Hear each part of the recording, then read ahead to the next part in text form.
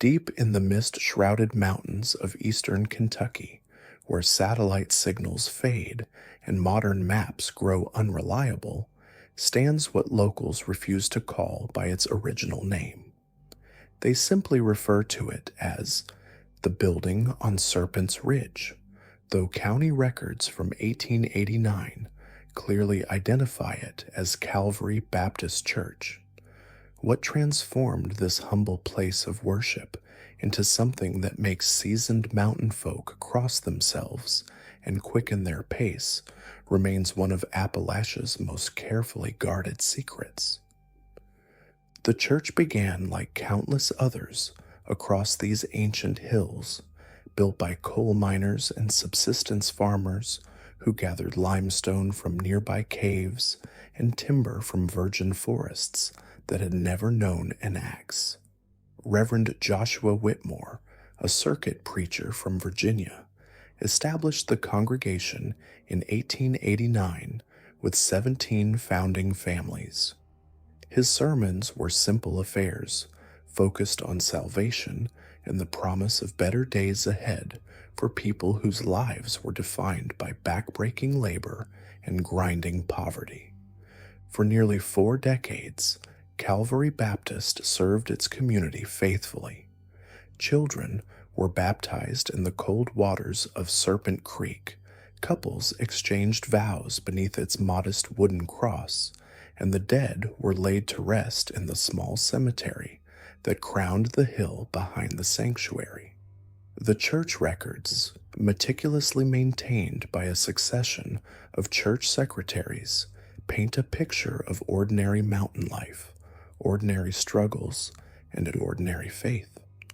Then came the winter of 1927, when everything changed. That December brought the harshest cold anyone could remember. Snow fell for 17 consecutive days, creating drifts that buried entire cabins to their rooftops. The mine where most men worked was forced to close when the equipment froze solid, leaving families without income during the cruelest season. By January, hunger had settled over the community like a suffocating blanket, and people began to die. It was during this desperate time that a stranger appeared at Calvary Baptist's door. He gave his name as Ezekiel Thorne and claimed to be a traveling evangelist from the deeper mountains of eastern Tennessee. Reverend Whitmore, now elderly and struggling with his own failing health, welcomed the visitor with characteristic mountain hospitality. Thorne was invited to assist with services, to help minister to a flock that was losing faith as quickly as they were losing loved ones to starvation and cold. Those who remember Thorne describe him as unremarkable at first glance, a man of average height, with prematurely gray hair and eyes the color of winter ice. But when he spoke from the pulpit, something extraordinary happened. His voice carried a resonance that seemed to vibrate in listeners' bones, and his knowledge of Scripture was both vast and unsettling. He quoted passages that longtime churchgoers couldn't place, verses that sounded biblical but felt wrong somehow, as if familiar words had been subtly rearranged to mean something entirely different. Thorne's first sermon focused on sacrifice, on the notion that God required demonstrations of true faith during times of trial. He spoke of biblical figures who had given up everything, who had shown their devotion through acts that lesser men might consider extreme. The congregation, desperate for hope and meaning in their suffering, listened with an intensity that surprised even longtime members. What happened next unfolded so gradually that no single person could later pinpoint exactly when things began to change. Services that had once lasted an hour began stretching toward 3. Prayer meetings moved from Wednesday evenings to every night of the week. Most significantly, These gatherings increasingly took place not in the main sanctuary, but in the church's basement, a damp stone cellar that had previously been used only for storage. Church member Sarah Duval, whose journal was discovered decades later hidden in her farmhouse walls, documented her growing unease with these developments. She wrote of strange symbols that appeared carved into the basement walls, symbols that Thorne claimed were ancient Christian markings, but that looked nothing like any religious iconography she'd ever seen. She described how the temperature in the basement remained unnaturally warm despite the bitter cold outside, and how the air itself seemed to thicken during services until breathing became laborious. More disturbing were Thorne's teachings, which gradually diverged from traditional Baptist doctrine. He spoke of Christianity as merely the most recent expression of much older truths, of biblical stories as simplified versions of more complex spiritual realities. During one particularly memorable sermon, recorded in painful detail by Sarah Duval, Thorne suggested that Christ's crucifixion was not a unique sacrifice, but rather the public demonstration of a practice that true believers had been performing in secret for millennia. The congregation's children began displaying behavioral changes that their parents initially attributed to the stress of the harsh winter. They spoke in whispers to invisible companions, drew disturbing pictures of underground chambers filled with candles and prone figures, and demonstrated an uncanny ability to find their way through the mountain darkness without lanterns. Several parents noted that their children had begun eating significantly less food, yet appeared healthier and more energetic than before. By spring of 1928, when the snow finally melted and the mine reopened, the transformation of Calvary Baptist was complete. Services now took place exclusively in the basement, which had been expanded through tunnels that connected to the natural cave system beneath Serpent's Ridge. The congregation had adopted practices that bore no resemblance to Baptist tradition or any recognized Christian denomination.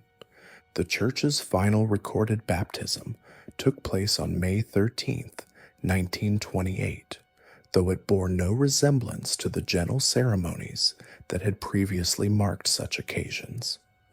Instead of being lowered into Serpent Creek, the candidate was taken into the cave system beneath the church, where, according to witnesses, they remained for 3 days and nights.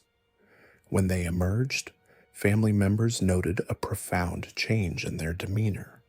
They spoke little, moved with deliberate slowness, and their eyes reflected light in darkness, like those of nocturnal animals. Local law enforcement first became aware of the situation when neighboring communities reported that trade with the Serpent's Ridge settlement had ceased entirely. Previously, the mountain families had regularly traveled to nearby towns to sell crafts, trade produce, and purchase supplies. By the summer of 1928, this contact had stopped completely. More concerning were reports from hunters and travelers who claimed to hear singing emanating from underground during the darkest hours of night, harmonies so complex and beautiful that several listeners described them as irresistible. The final documented contact with the Calvary Baptist congregation occurred in October 1928, when county officials attempted to investigate reports of missing persons from neighboring areas. A small group of law enforcement officers, accompanied by a Presbyterian minister from a nearby town, hiked to Serpent's Ridge to check on the community's welfare. What they found defied easy explanation. The church building remained structurally intact, but its interior had been completely stripped of traditional religious furnishings. The wooden pews had been rearranged in concentric circles around a hole in the floor where the altar had once stood. This opening revealed a stone staircase descending into depths that the investigators' lanterns couldn't fully illuminate. Most disturbing was the discovery that the church's cemetery had been systematically excavated. Every grave had been opened with surgical precision, but rather than suggesting desecration, the scene appeared almost reverential. The headstones remained perfectly positioned, and the grave sites showed no evidence of disturbance beyond the careful removal of their contents. The investigating party found no living residents in any of the settlement's cabins, though each building showed signs of recent habitation. Meals had been left half-finished on kitchen tables, personal belongings remained neatly arranged, and several homes contained evidence of ongoing domestic activities interrupted in mid-process. Most puzzling was the absence of any signs of struggle, violence, or distress. The Presbyterian minister who accompanied the investigation team later filed a report that was sealed by county authorities and not released until 1978. In this document, he described hearing faint singing from deep within the cave system beneath the church, harmonies that he claimed were too beautiful for human voices to produce. He also noted finding religious texts in the church that had been altered in subtle but profound ways, with entire passages rewritten to suggest that salvation came not through Christ's death, but through joining him in an eternal sleep beneath the earth. Attempts to explore the cave system beneath Calvary Baptist ended abruptly after the first expedition team reported losing 2 members in tunnels that seemed to reshape themselves between visits. Subsequent mapping efforts revealed a network of passages that extended far deeper into the mountain than geological surveys suggested was possible, with acoustic properties that caused sounds to carry for miles underground. The Calvary Baptist case was officially closed in 1929, with all 63 congregation members listed as missing persons, though no evidence of foul play was ever discovered. The church building was condemned by county authorities, though the structure proved remarkably resistant to demolition attempts. When a crew arrived with dynamite in 1931, they found that the building's stone foundation had somehow fused with the underlying bedrock, creating a single geological unit that defied conventional removal methods. Today, Calvary Baptist stands exactly as the investigation team found it nearly a century ago. The building shows no signs of weather damage, despite decades of exposure to Appalachian storms. The hole in the sanctuary floor remains open, with stone steps descending into darkness that seems to absorb rather than merely lack light. Local residents maintain that on certain nights, particularly during the new moon, the sound of singing still rises from these depths. Modern paranormal investigators who have attempted to study the site report equipment malfunctions, compass readings that point toward the cave opening rather than magnetic north, and audio recordings that capture voices speaking in what linguists describe as Proto-Indo-European linguistic structures that predate known human language development by thousands of years. Perhaps most unsettling are the occasional reports from hikers who claim to have encountered members of the original congregation still living in the deep cave system. These individuals allegedly appear unchanged by the passage of time, speaking of their willingness to wait underground until the proper moment for their faith to be revealed to the world above. They describe a theology based not on salvation through Christ's resurrection, but on joining him in an eternal vigil, watching and waiting in the darkness beneath the mountains until humanity is ready to embrace truths too profound for surface dwellers to comprehend. The church on Serpent's Ridge serves as a reminder that in these ancient mountains, faith can take forms that challenge not only religious orthodoxy, but the very boundaries between devotion and something far older, far darker, and far more patient than human understanding can fully grasp. Deep in the fog-shrouded valleys of eastern Kentucky, where ancient Cherokee hunting paths wind through forests older than memory, stands the remnants of what locals once called Mercy Hill Presbyterian Church. Built in 1847 on a ridge that commanded views of 3 counties, this simple stone structure served its mountain community faithfully for over a century. Yet today, hikers who stumble upon its weathered walls speak in hushed tones of something far more disturbing than mere abandonment. The church's transformation began subtly, as such changes often do in these isolated hollows where generations pass before outsiders take notice. Historical records from the Kentucky State Archives paint a picture of steady decline following the Great Depression when families scattered to find work in distant cities.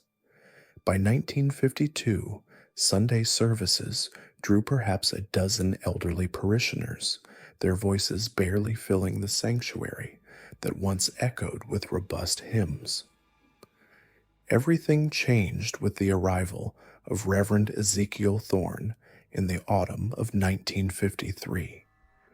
Unlike previous ministers who came from established seminaries, Thorne emerged from the deeper mountains with credentials from an obscure theological institution that left no trace in academic records.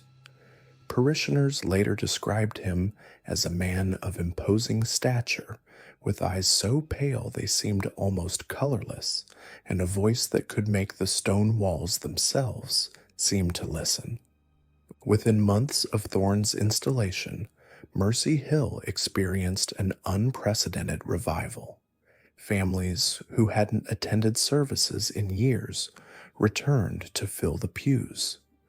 More remarkable still, word spread to neighboring communities, drawing worshippers from hollows 50 miles away. These new congregants spoke of Reverend Thorne's extraordinary sermons, describing spiritual experiences so profound they defied description. Yet something fundamental had shifted in the church's teachings. Former members, who later relocated to other counties, reported to their new ministers about disturbing changes in doctrine. Thorne preached about older truths that predated Christianity, ancient wisdom preserved in the mountains since time immemorial.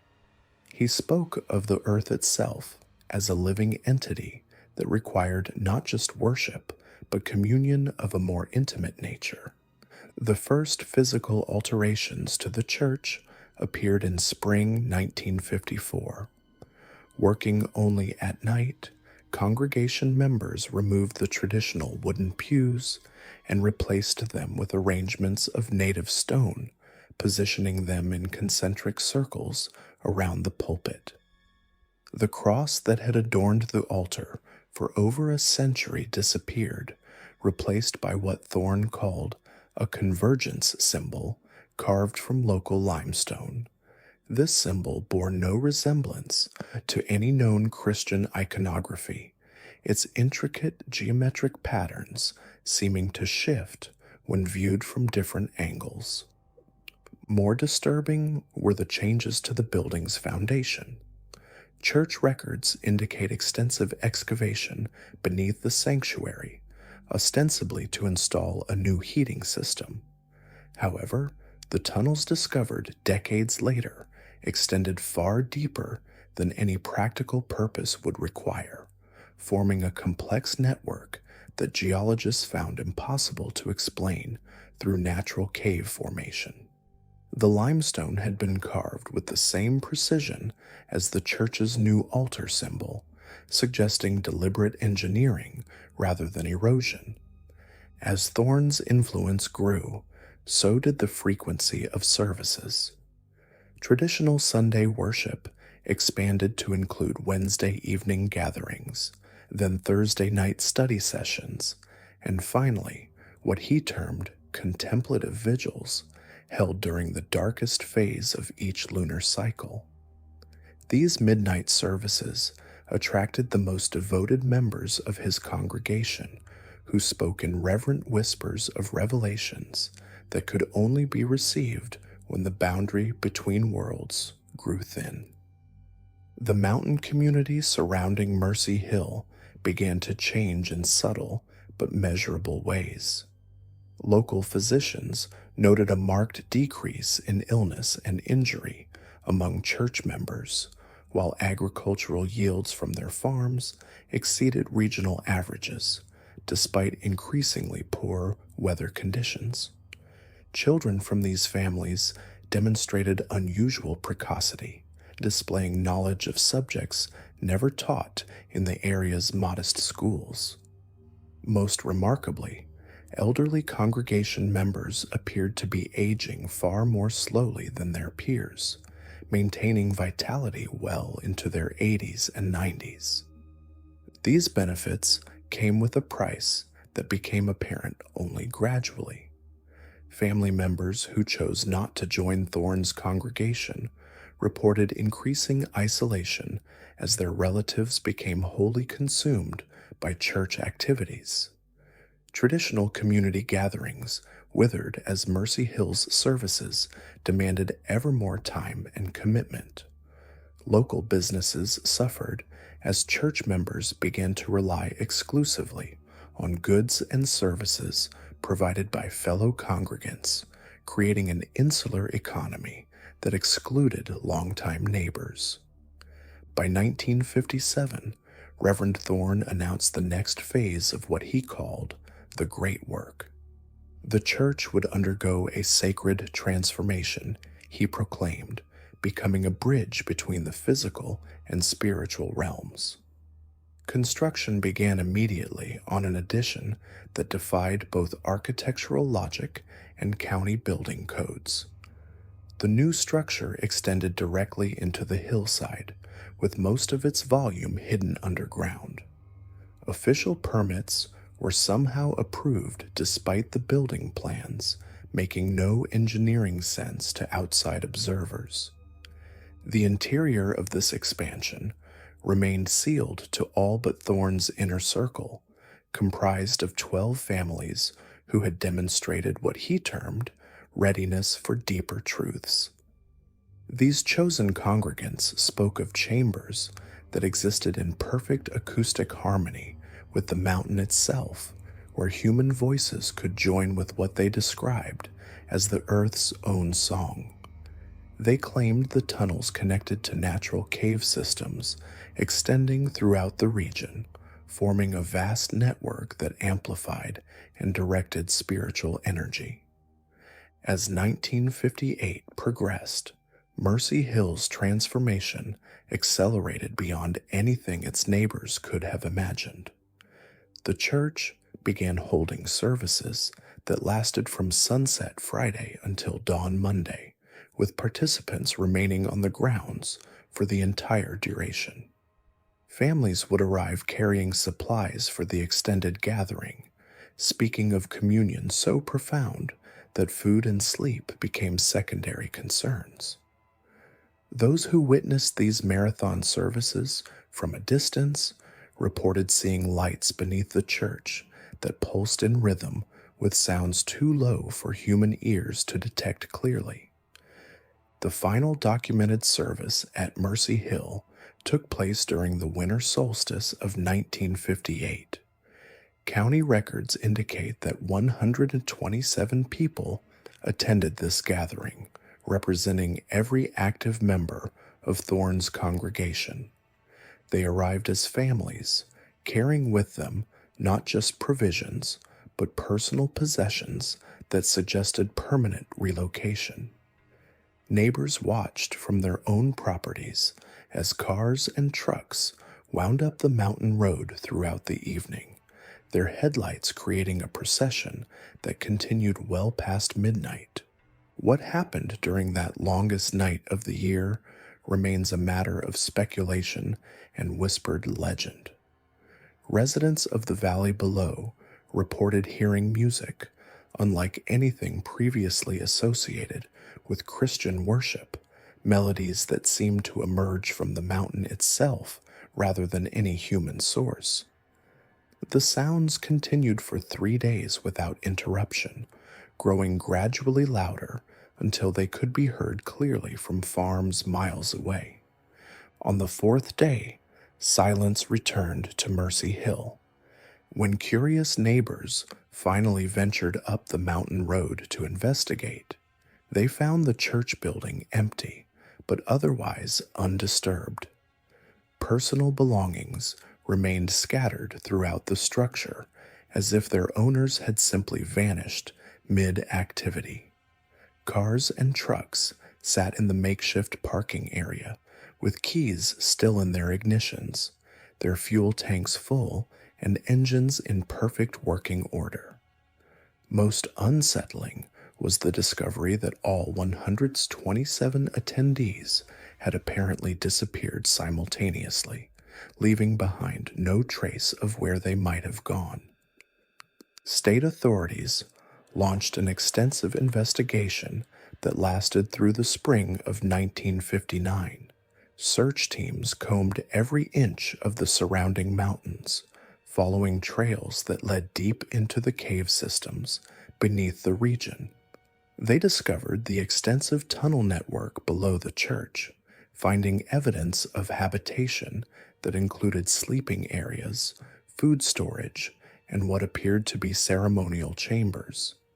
However, they found no sign of the missing congregants, living or dead. The investigation's official report, sealed for 20 years before being released to the public, concluded that the disappearance of Mercy Hill's congregation represented an inexplicable mass vanishing with no apparent natural explanation. Reverend Thorne's background check revealed no verifiable history prior to his arrival in Kentucky, as if he had materialized from nowhere with the specific purpose of transforming the mountain church. In the decades since 1958, Mercy Hill Presbyterian Church has stood empty, its stone walls weathering slowly under mountain storms while the forest gradually reclaims its grounds. Yet the building refuses to settle into the peaceful decay that typically claims abandoned structures. Hikers report that the interior remains strangely well preserved, as if something continues to maintain the space despite decades of apparent abandonment. More disturbing are the ongoing phenomena that suggest the church's transformation was never truly completed. Local residents continue to report lights moving through the underground chambers on nights when the moon is dark, accompanied by sounds that seem to emerge from deep within the mountain itself.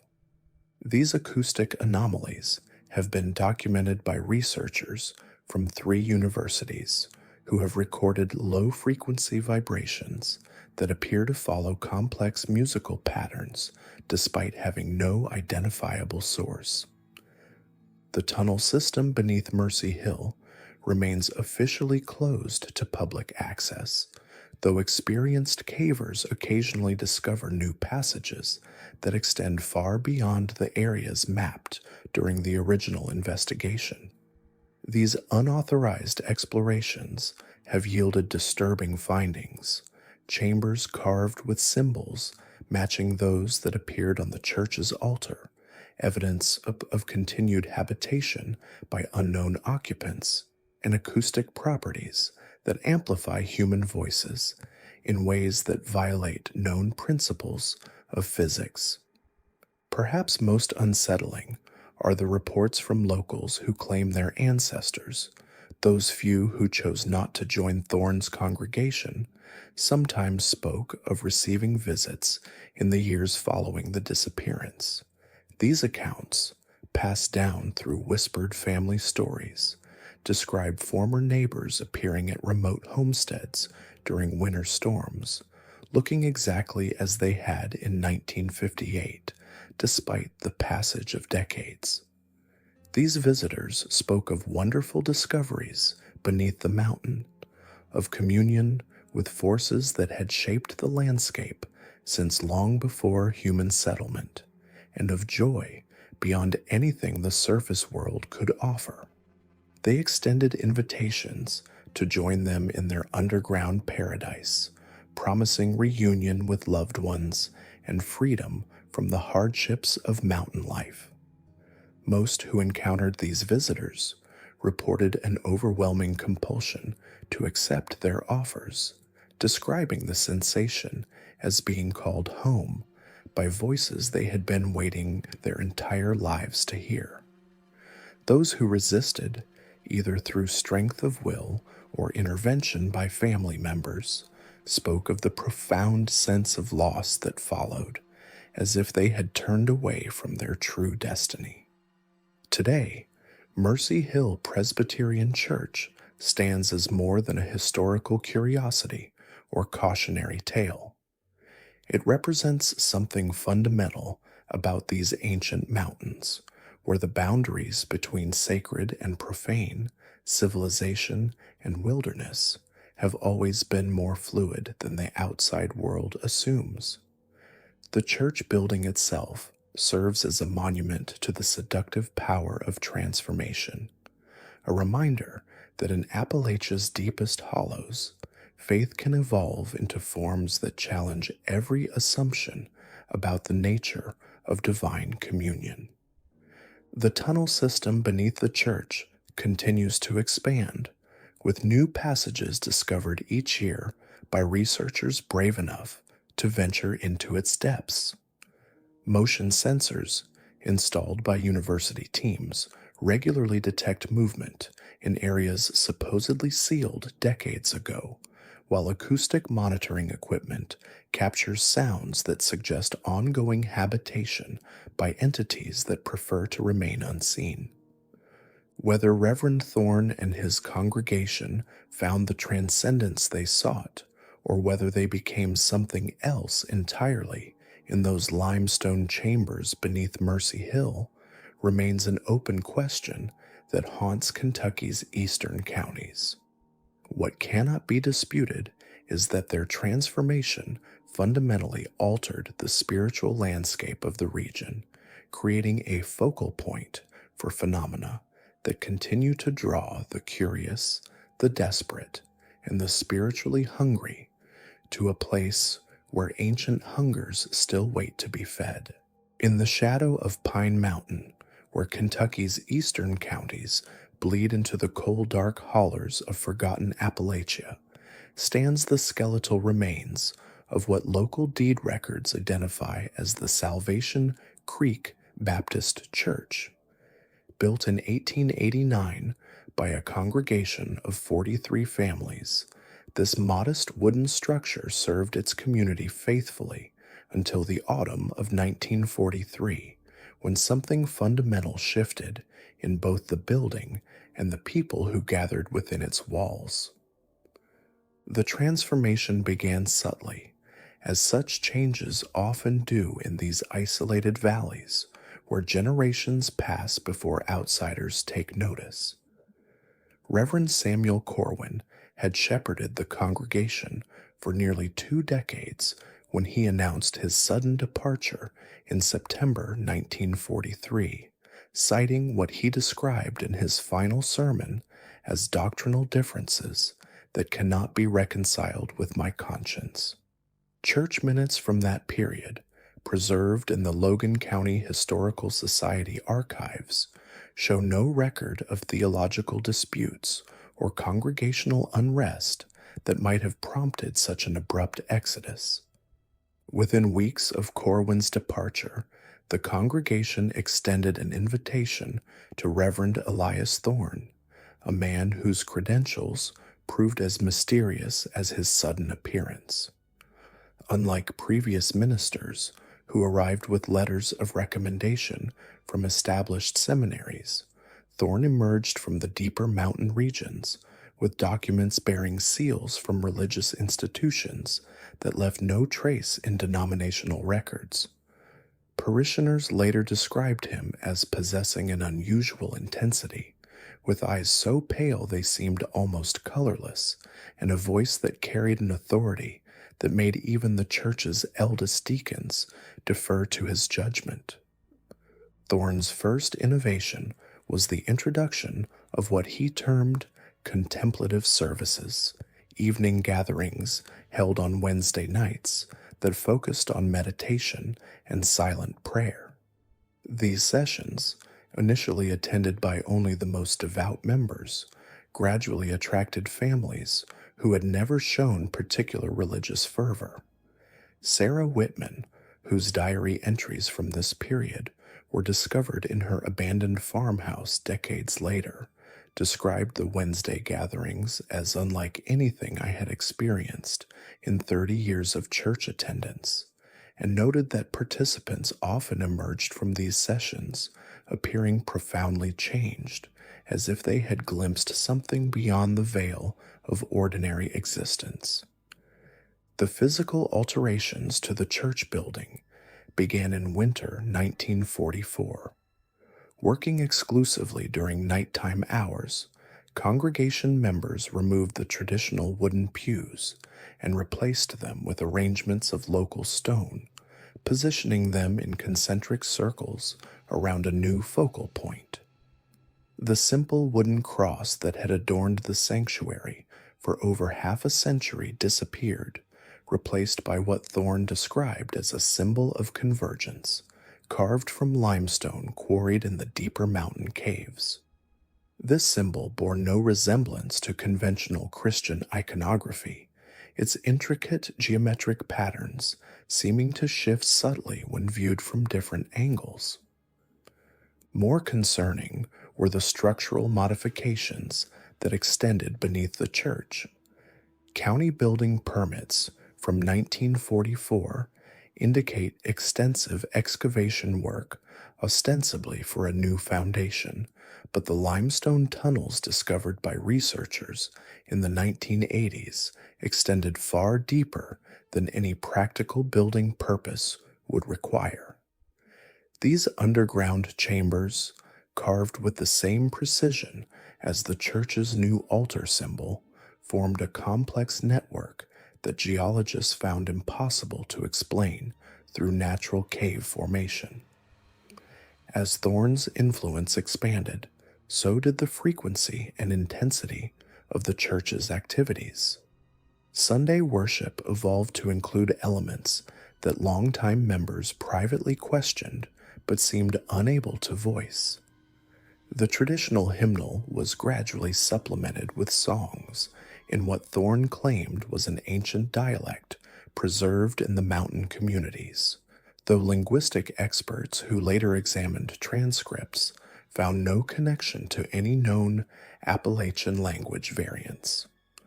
The most dramatic change came with the institution of what Thorne called the deeper baptism, a ritual that took place not in the church's traditional outdoor creek, but in the specially constructed chambers beneath the building. Unlike conventional Baptist immersion, this ceremony involved complete submersion in naturally heated spring water that emerged from previously unknown underground sources. Participants described experiences that transcended typical religious conversion, speaking of profound revelations that could only be received in the womb-like darkness of the mountain's depths. By 1945, Salvation Creek Baptist Church had effectively severed its connections with denominational oversight. The building's transformation had attracted attention from families throughout the region, many traveling considerable distances to participate in what they described as the most authentic spiritual experiences of their lives. These new adherents spoke of Thorne's ability to reveal truths that had been hidden from conventional Christianity, ancient wisdom that predated European settlement and connected directly to the spiritual essence of the mountains themselves. The surrounding community began to manifest changes that extended beyond religious practice. Agricultural yields from church members' farms exceeded regional averages despite increasingly poor weather conditions. Local physicians noted a marked decrease in illness and injury among the congregation, while their children demonstrated unusual precocity in subjects never taught in the area's modest schools. Most remarkably, elderly church members appeared to be aging far more slowly than their peers, maintaining vitality well into their 70s and 80s. These benefits came with a cost that became apparent only gradually. Family members who chose not to join Thorne's congregation reported increasing isolation as their relatives became wholly consumed by church activities. Traditional community gatherings withered as the church's schedule demanded ever more time and commitment. Local businesses suffered as congregation members began to rely exclusively on goods and services provided by fellow church members, creating an insular economy that excluded longtime neighbors. The final phase of the church's transformation began in early 1946 when Thorne announced what he called the Great Preparation. The building would undergo a sacred expansion, he proclaimed, becoming a bridge between the physical and spiritual realms. Construction began immediately on an addition that defied both architectural logic and county building codes.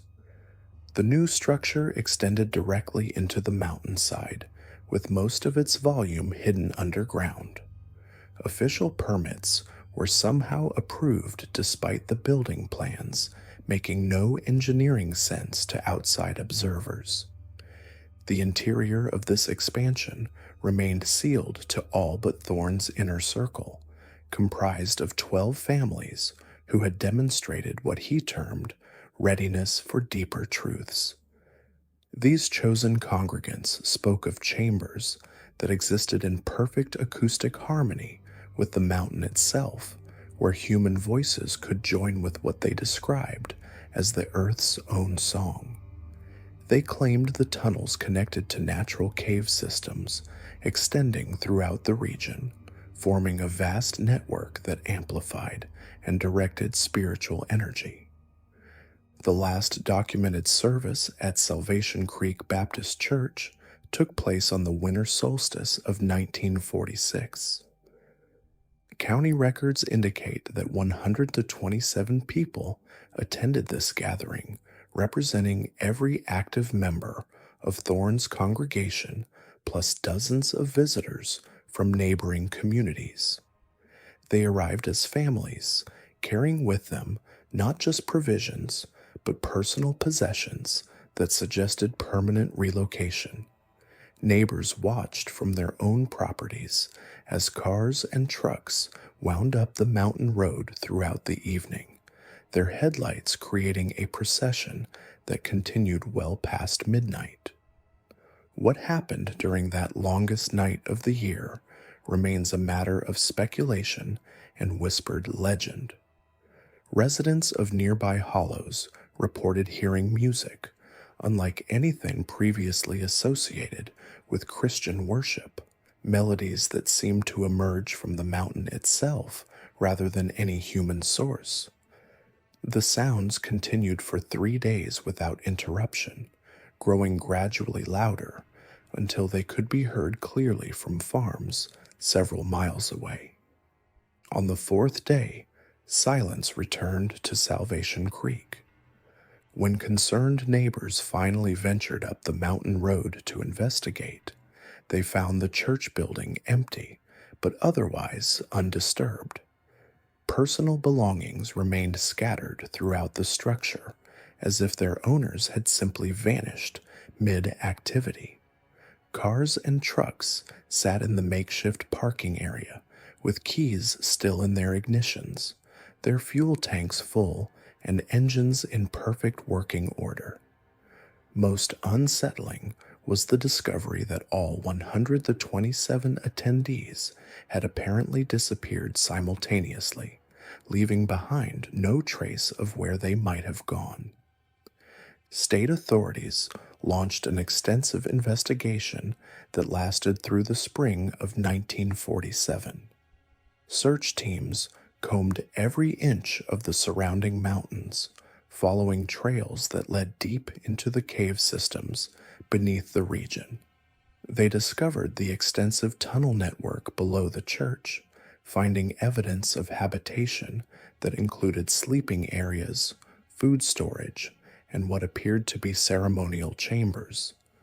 However, they found no sign of the missing congregants, living or dead.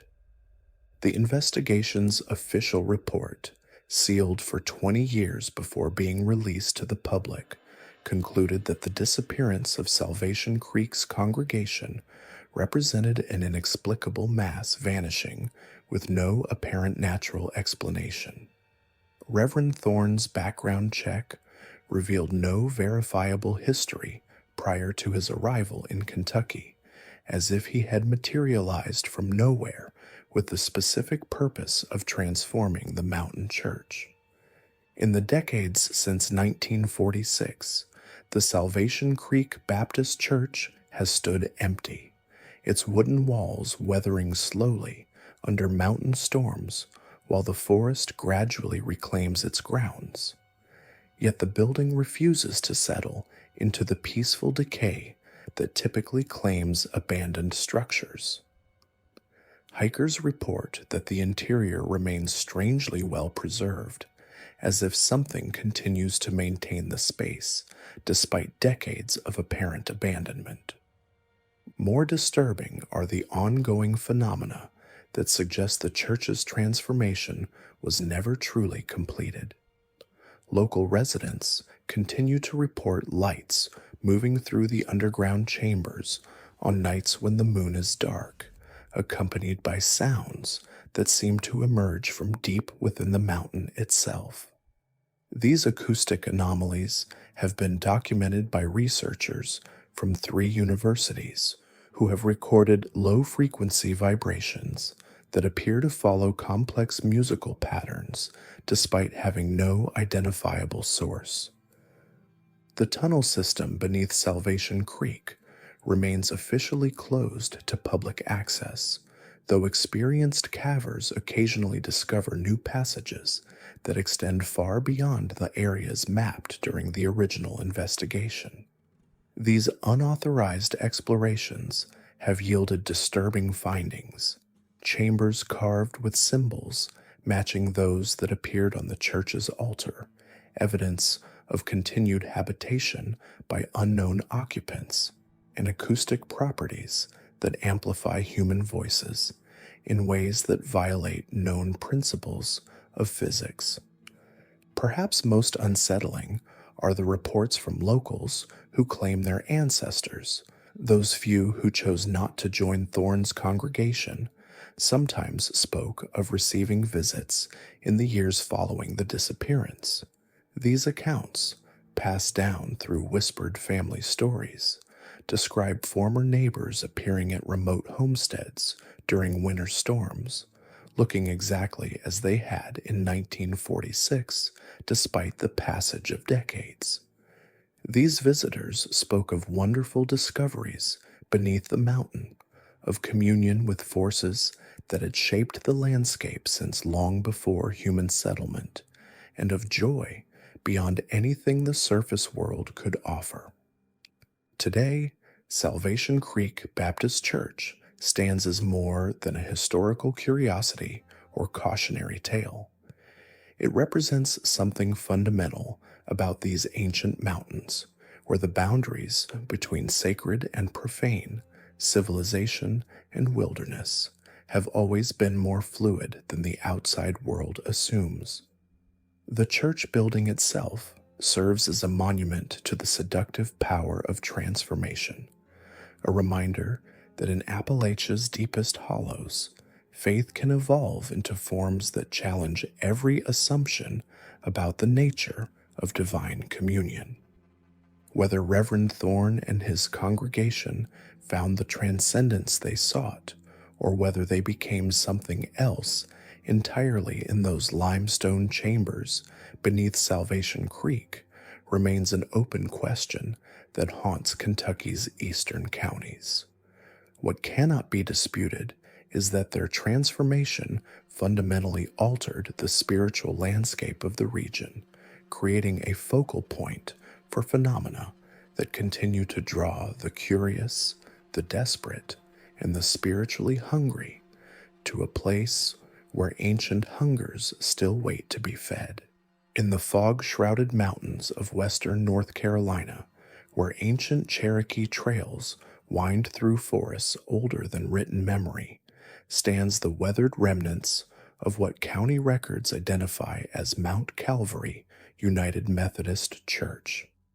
Constructed in 1893 by a congregation of 47 families, this modest stone and timber structure served its mountain community faithfully until the spring of 1951, when something fundamental shifted in both the building and the souls who gathered within its walls.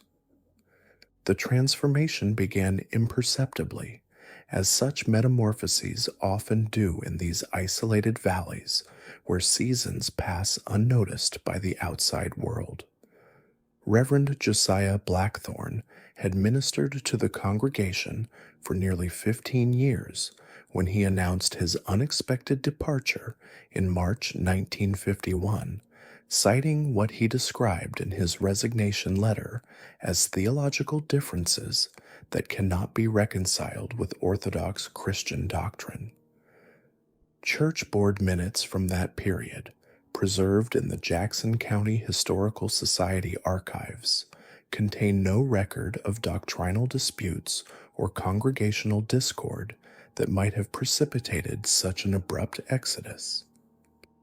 Within days of Blackthorne's departure, the congregation extended an invitation to Reverend Matthias Ashford, a man whose ecclesiastical credentials proved as enigmatic as his sudden materialization from the deeper mountain regions. Unlike previous ministers who arrived with letters of recommendation from established Methodist conferences, Ashford emerged carrying documents bearing seals from religious institutions that have left no trace in denominational records. Parishioners who later fled the community described him as possessing an unsettling magnetism, with eyes so deeply set they seemed to absorb light rather than reflect it, and a voice that carried an authority that made even the church's founding families defer to his judgment without question. Ashford's initial innovation was the establishment of what he termed contemplative vigils, extended prayer sessions held on Wednesday evenings that emphasized silent meditation and spiritual introspection. These gatherings, initially attended by only the most devout members, gradually attracted families who had never demonstrated particular religious fervor. Martha Holcomb, whose detailed journal entries from this period were discovered in her abandoned farmhouse decades later, described the Wednesday sessions as unlike any worship I had experienced in 40 years of Methodist practice, and noted that participants often emerged from these sessions appearing profoundly altered, as if they had witnessed truths beyond the comprehension of ordinary faith. The physical modifications to Mount Calvary began in autumn 1951. Working exclusively during nighttime hours, Congregation members systematically removed the traditional wooden pews and replaced them with arrangements of native fieldstone, positioning them in concentric circles around a new focal point where the altar had once stood. The simple wooden cross that had adorned the sanctuary for nearly 6 decades disappeared, replaced by what Ashford described as a convergence symbol carved from local quartzite. This symbol bore no resemblance to conventional Christian iconography, its complex geometric patterns seeming to shift subtly when viewed from different angles, creating an optical phenomenon that several parishioners noted in their private correspondence. More concerning were the structural alterations that extended beneath the church building. County construction permits from late 1951 indicate extensive excavation work, ostensibly for a new heating system, but the limestone chambers discovered by researchers in the 1990s extended far deeper than any practical building purpose would require. These underground spaces, carved with the same precision as the church's new altar symbol, formed an intricate network that geologists found impossible to explain through conventional excavation techniques. As Ashford's influence expanded throughout 1952, so did the frequency and intensity of the church's activities. Sunday worship evolved to incorporate elements that longtime members privately questioned but seemed psychologically unable to voice.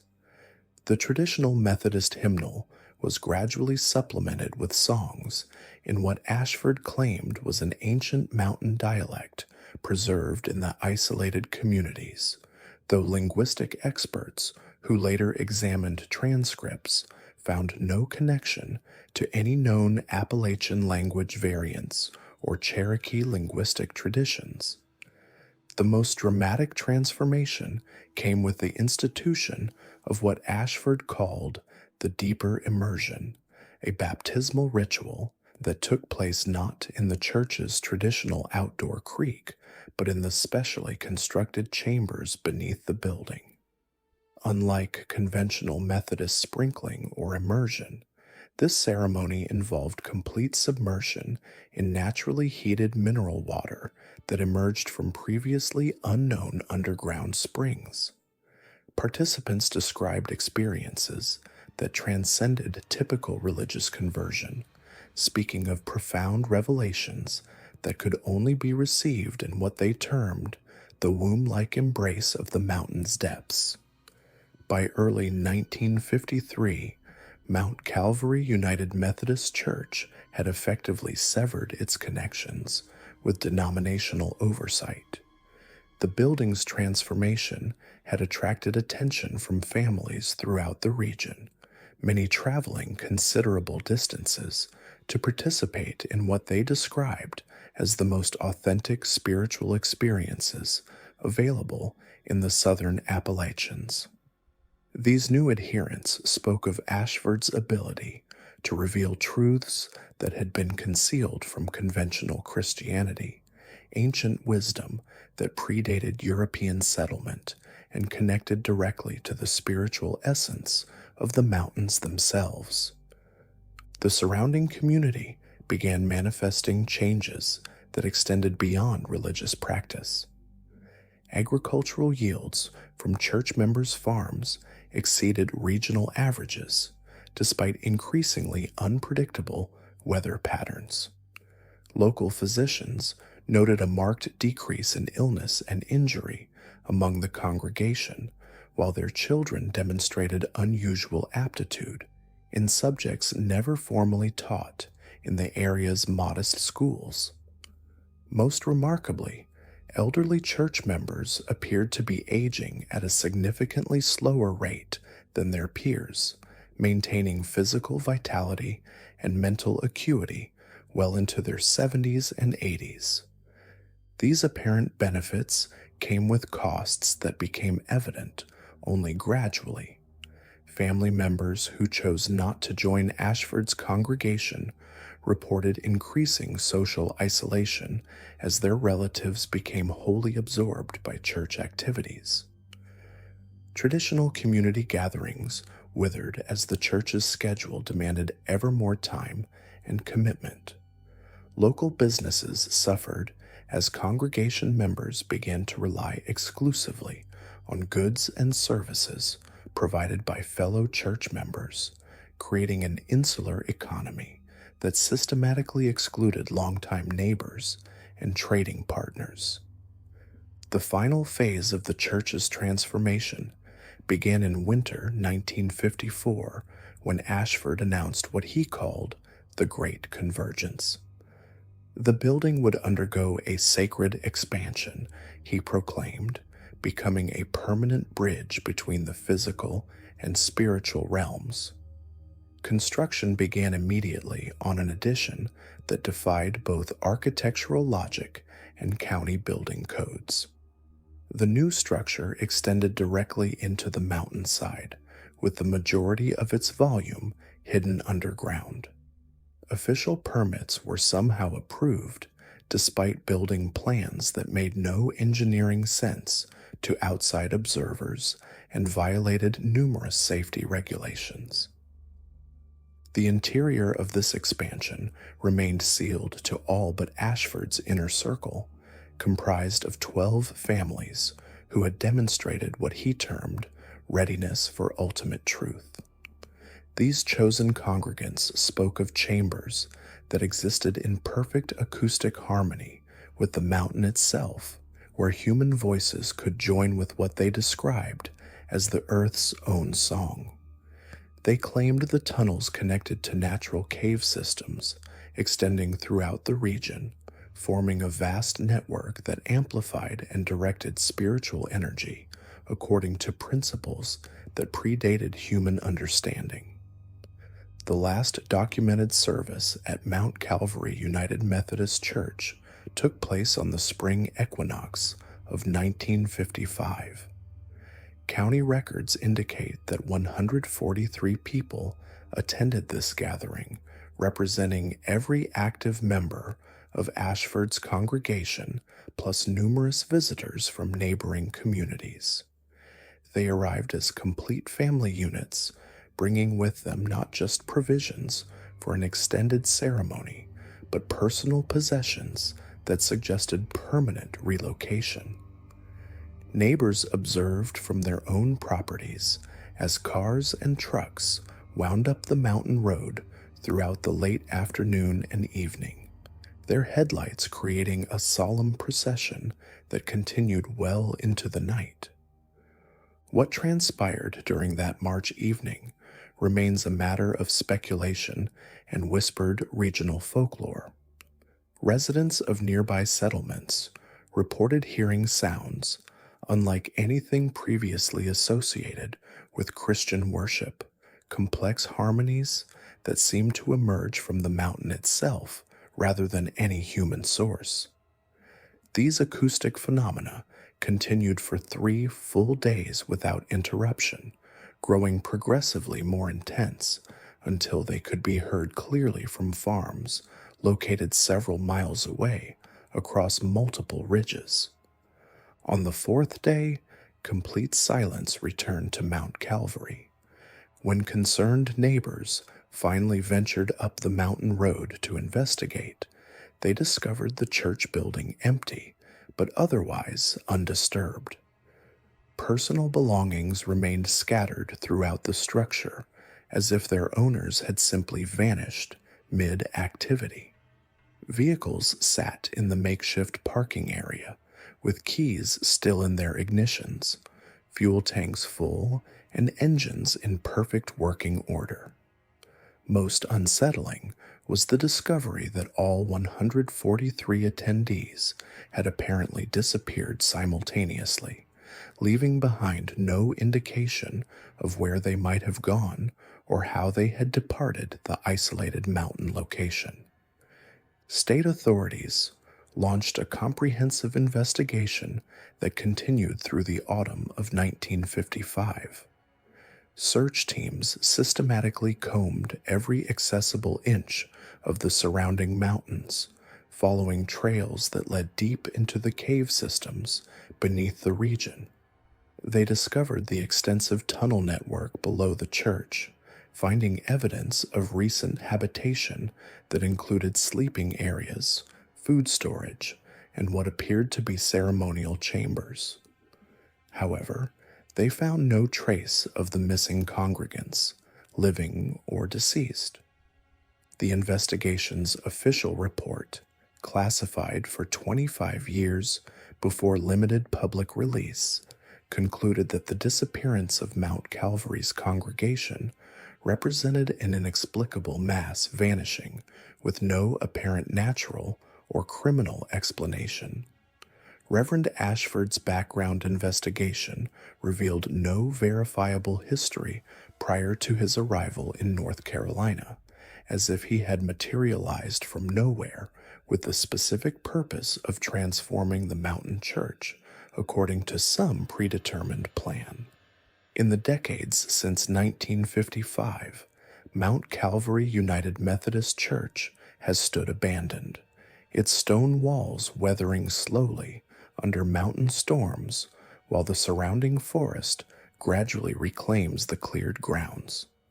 Yet the building refuses to settle into the peaceful decay that typically claims deserted structures. Hikers report that the interior remains strangely well preserved, as if some invisible force continues to maintain the space despite decades of apparent neglect.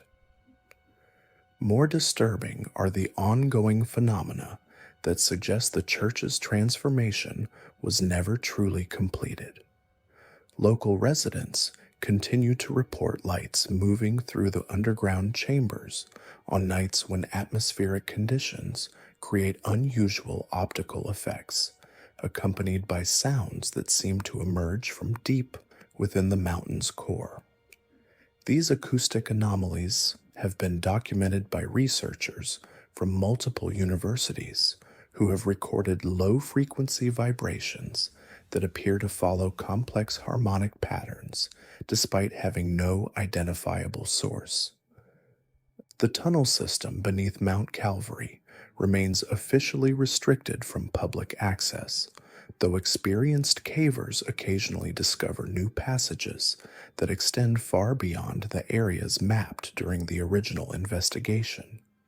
These unauthorized explorations have yielded disturbing findings. Chambers carved with symbols matching those that appeared on the church's altar, evidence of continued maintenance by unknown occupants, and acoustic properties that amplify human voices in ways that contradict established principles of sound propagation. Perhaps most unsettling are the accounts from locals whose families chose not to join Ashford's congregation, stories passed down through generations of whispered family conversations. These narratives describe occasional visits during the decades following the disappearance, encounters with former neighbors who appeared exactly as they had in 1955, despite the passage of years. These visitors spoke of remarkable discoveries beneath the mountain, of communion with forces that had shaped the landscape since geological epochs preceding human habitation, and of transcendent joy beyond anything available in the conventional world above ground. Today, Mount Calvary United Methodist Church stands as more than a historical curiosity or cautionary tale. It represents something fundamental about these ancient mountains, where the boundaries between sacred and profane, civilization and wilderness, have always been more permeable than the outside world recognizes. The church building itself serves as a monument to the seductive power of transformation, a reminder that in Appalachia's deepest hollows, faith can evolve into forms that challenge every assumption about the nature of divine communion and human purpose. Whether Reverend Ashford and his congregation discovered the transcendence they sought, or whether they became something else entirely in those limestone chambers beneath Mount Calvary, remains an open question that continues to haunt western North Carolina's mountain counties. What cannot be disputed is that their transformation fundamentally altered the spiritual landscape of the region, creating a focal point for phenomena that continue to attract the curious, the desperate, and the spiritually hungry to a place where ancient mysteries still await those willing to venture beyond the familiar boundaries of conventional faith. In the mountainous region of eastern Tennessee, where the Cumberland Gap creates a natural gateway between states, stands the skeletal remains of what was once the Shepherd's Rest Presbyterian Church. Built in 1889 by Scottish immigrants seeking religious freedom in the New World, this modest stone structure served its congregation faithfully for nearly 8 decades before becoming something that defied both religious doctrine and natural law. The church's transformation began subtly in the spring of 1967 when Reverend Malcolm Sinclair arrived to minister to the dwindling congregation of 43 souls. Sinclair, a tall man with prematurely gray hair and eyes described by parishioners as too knowing, came with impeccable credentials from the Presbyterian Seminary in Louisville and letters of recommendation that spoke of his profound theological insights and unusual gift for biblical interpretation. What the congregation didn't know was that Sinclair's previous 3 parishes had all experienced what church officials diplomatically termed theological irregularities before he quietly departed each community. In Marion County, Virginia, his former church had been found completely empty one Sunday morning, with no trace of the 60-member congregation except for their neatly folded clothes arranged in the pews. In Wise County, strange symbols had appeared carved into the church's foundation stones overnight, symbols that no biblical scholar could identify, but that seemed to shift and change when viewed directly. Sinclair's arrival in Cumberland Gap coincided with what locals initially dismissed as a series of beneficial coincidences. Crops that had struggled in the thin mountain soil suddenly flourished with unprecedented abundance.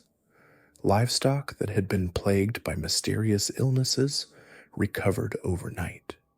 Wells that had run dry for decades began flowing with crystal clear water.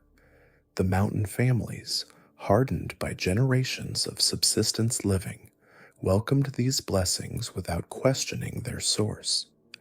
The Reverend's sermons drew larger crowds than the small church had seen in years. His interpretations of Scripture were unlike anything the congregation had heard before, weaving together biblical passages with what he called the older wisdom that predated formal Christianity. He spoke of how the mountains themselves were sacred, how the earth beneath their feet held memories of divine presence that stretched back to the very foundations of creation. The Lord speaks to us through many voices, Sinclair would intone from the pulpit, his voice carrying an unusual resonance that seemed to vibrate in the listeners' chests. Sometimes through Scripture, sometimes through the whisper of wind in the pines, sometimes through the songs that rise from the deep places of the earth where his first words still echo. By autumn of 1967, attendance had swelled to over 100 regular members, drawing families from valleys 30 miles away. The church building, designed for a modest congregation, overflowed every Sunday. Sinclair proposed an expansion, not outward but downward, into the natural cave system that local geological surveys had identified beneath the church's foundation. The excavation project began that November, with volunteer labor from the congregation working by lantern light after their daily obligations were complete. What they uncovered beneath the church was remarkable: a series of natural chambers connected by limestone passages, creating a vast underground cathedral that seemed perfectly designed for worship. The acoustics were extraordinary, amplifying human voices while somehow absorbing and muffling outside sounds. Sinclair declared the discovery a divine revelation, evidence that God had prepared this sacred space long before human hands had built the church above. He instituted a new tradition of deep worship services held in the underground chambers every new moon, when he claimed the barrier between the earthly and divine realms grew thinnest. These underground services were unlike traditional Presbyterian worship. Congregants would descend into the caves carrying only handheld candles, their flickering light casting dancing shadows on the limestone walls. Sinclair would lead them in hymns that seemed to harmonize with natural echoes in the stone, creating complex musical arrangements that no single choir could have produced. The songs were ancient melodies that he claimed came to him in dreams, words and languages that predated English but somehow conveyed meaning directly to the soul. Margaret Hutchins, one of the few surviving members of that congregation, described these underground services in a journal discovered decades later. There was something in the darkness down there that made you feel small and large at the same time, like you were just a tiny candle flame, but also part of something immense and eternal. Reverend Sinclair's voice would echo from directions you couldn't pinpoint, and sometimes it felt like the mountain itself was singing along. As winter deepened, the underground services became more frequent and more elaborate. Sinclair introduced what he called proximity prayers, where congregation members would form circles in the deepest chambers and place their hands directly on the stone walls while reciting verses he'd taught them. These prayers, he explained, allowed their words to penetrate directly into the earth's foundation, where they would be preserved forever as part of creation's eternal hymn. The physical effects of these sessions were immediately apparent. Participants reported extraordinary feelings of peace and connection, as if years of spiritual hunger had finally been satisfied. Many claimed their chronic ailments disappeared after a single underground service. But there were other changes too, subtler alterations that became apparent only gradually. Congregation members began to move differently, their gestures acquiring an odd synchronization as if they were all responding to the same unheard rhythm. Their speech patterns shifted, adopting cadences that matched Sinclair's unusual vocal inflections. Most significantly, they developed what appeared to be an enhanced sensitivity to sound, able to detect the slightest whispers from remarkable distances while seeming oblivious to loud noises that would normally startle them. Dr. James Fletcher, a physician from nearby Middlesbrough, who had joined the congregation in late 1967, documented these changes in his private medical notes. The parishioners exhibit signs of heightened auditory perception, coupled with what can only be described as selective deafness. They respond immediately to specific tonal frequencies while showing no reaction to others. Most remarkably, They seem to hear sounds originating from sources I cannot identify, often turning their heads in unison toward the empty spaces. By spring of 1968, the underground chambers had been extensively modified.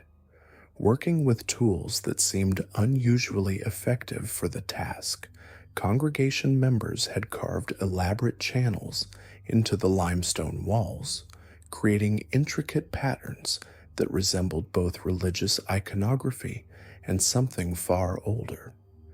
These channels were precisely angled to direct airflow through the chambers, causing the caves to produce sustained musical tones when wind passed through the mountain. The church above ground was gradually abandoned as the congregation spent increasing amounts of time in the subterranean sanctuary. Sunday services still occurred in the original building, but they served mainly as recruiting opportunities for newcomers who might be ready to join the deeper worship practiced below. Sinclair's sermons became increasingly focused on themes of descent and return, of finding God not in the heavens, but in the foundations of the earth itself. Scripture tells us that Christ ascended into hell before his resurrection. Sinclair would preach to packed pews. But hell is not a place of punishment, brothers and sisters. Hell is simply the deep place, the foundation place where God's first words still resonate. To truly know the divine, we must be willing to go where those words can still be heard in their original power. Local authorities first became concerned in June of 1968 when postal workers reported that mail delivery to congregation members had become problematic. Families who had lived in the area for generations had simply stopped checking their mailboxes or responding to official correspondence. When Sheriff Tom Bradley attempted to conduct welfare checks, he found homes that appeared occupied, but whose residents seemed strangely disconnected from ordinary concerns. They were polite enough, Bradley reported to state officials, but it was like talking to people who were listening to something else at the same time. They'd answer your questions, but their attention was always partly somewhere else, like they were hearing things you couldn't hear. The sheriff's investigation led him to the church, where he discovered the extensive underground modifications. What he found in the limestone chambers defied his ability to describe adequately in official reports. The carved channels in the walls created what appeared to be a massive acoustic instrument, capable of producing sustained tones of remarkable complexity. But more disturbing were the signs of prolonged habitation. Sleeping areas carved into alcoves, storage spaces filled with preserved food, and evidence that large groups had been living underground for extended periods. When Bradley confronted Sinclair about the unauthorized excavations and the welfare of his congregation, the Reverend's response was cordial but unsettling. He explained that the underground chambers represented a return to the earliest forms of Christian worship, practiced in the catacombs beneath Rome. The congregation, he claimed, was simply following the biblical imperative to go into all the world and preach the gospel, which he interpreted as including the world beneath the surface. Sheriff Bradley seemed satisfied with my explanations. Sinclair noted in his journal, though I could see that he heard it too, the calling from below. He kept tilting his head, listening for something he couldn't quite identify. Another few visits, and he might be ready to join us. The final documented service at Shepherd's Rest Presbyterian Church took place on the autumn equinox of 1968.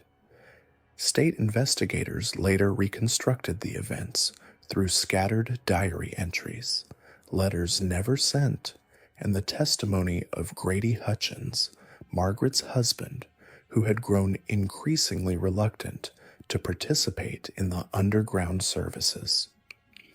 According to Hutchins, who observed from concealment near the church building, the entire congregation gathered above ground that evening for what Sinclair announced would be their final surface service. In a sermon that lasted over 3 hours, the Reverend spoke of transcendence through descent, of finding eternal life by joining with the eternal songs that had echoed in the earth's depths since creation began. He said we had been preparing for this moment since the first deep service, Hutchins wrote in a statement found years later among his effects. He said the mountain had been calling to us all along, teaching us its songs so we could join the choir that sings beneath all things. One by one, families stood up and walked toward the entrance to the caves. They weren't afraid or sad.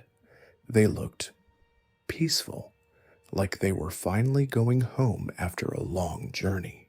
Hutchins watched as 127 men, women, and children descended into the limestone chambers, following Sinclair into the deepest passages.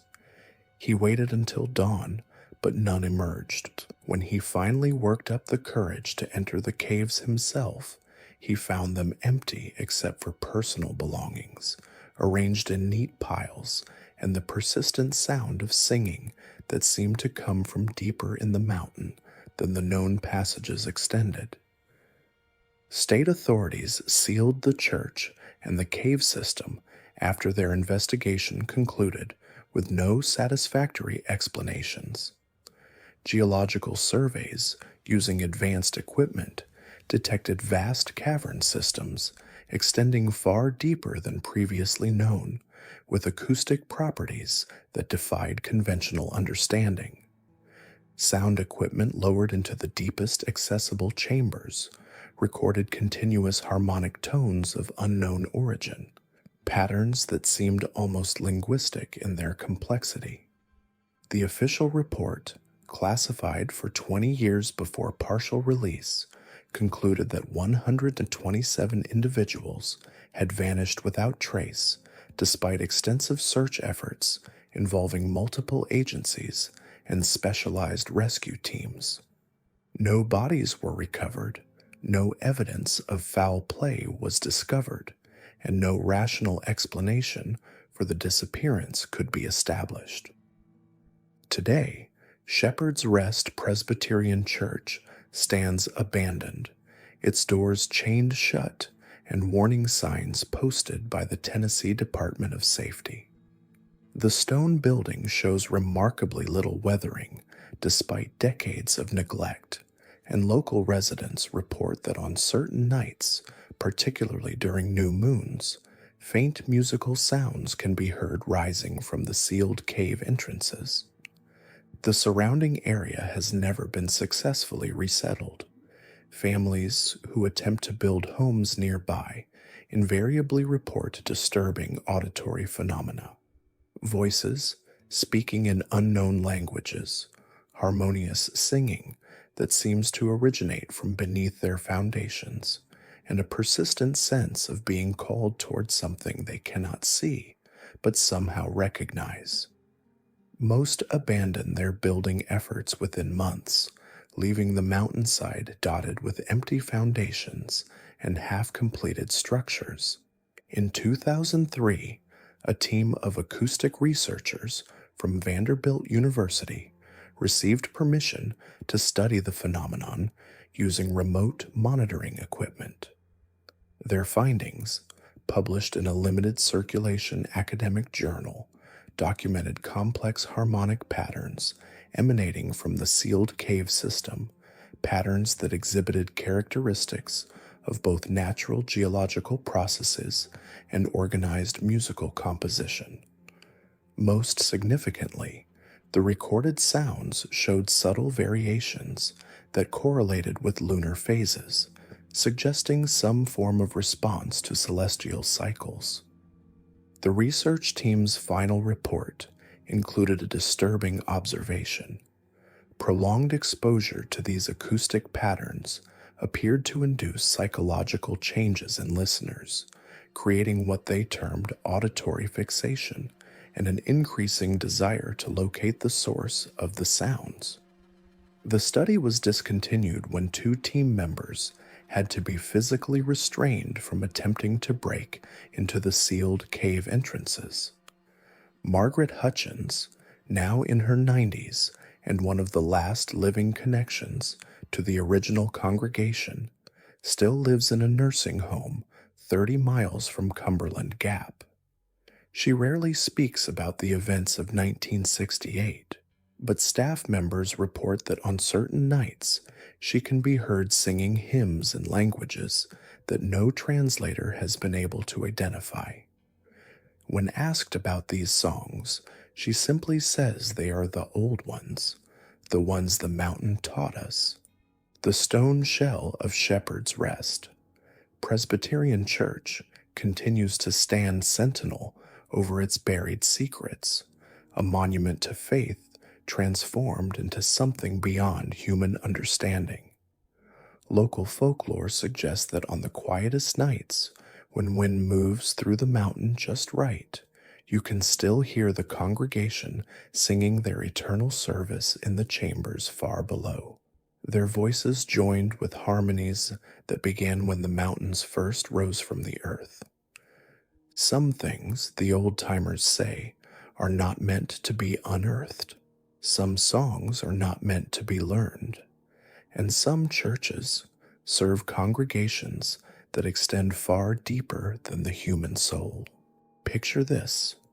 You're driving through the backwoods of western North Carolina, following a dirt road that your GPS insists doesn't exist, when you stumble across a perfectly preserved stone church sitting in a mountain clearing.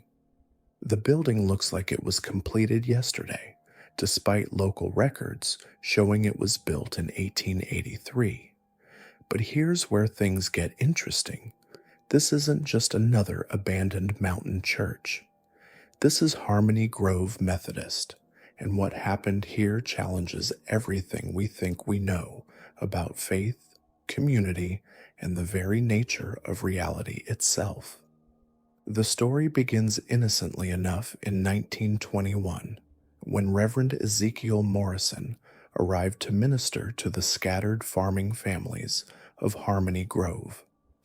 Morrison came with sterling credentials from the Methodist Conference in Asheville, praised for his scholarly approach to Scripture and his gift for reaching isolated mountain communities. What those recommendation letters didn't mention, because no one knew how to describe it, was Morrison's peculiar method of biblical interpretation that found hidden meanings in passages scholars had studied for centuries. Morrison was tall and gaunt, with prematurely white hair and eyes that parishioners described as having an unusual depth, as if he could see through your words to something lurking beneath. His early sermons followed traditional Methodist doctrine, focusing on salvation through grace and personal relationship with Christ.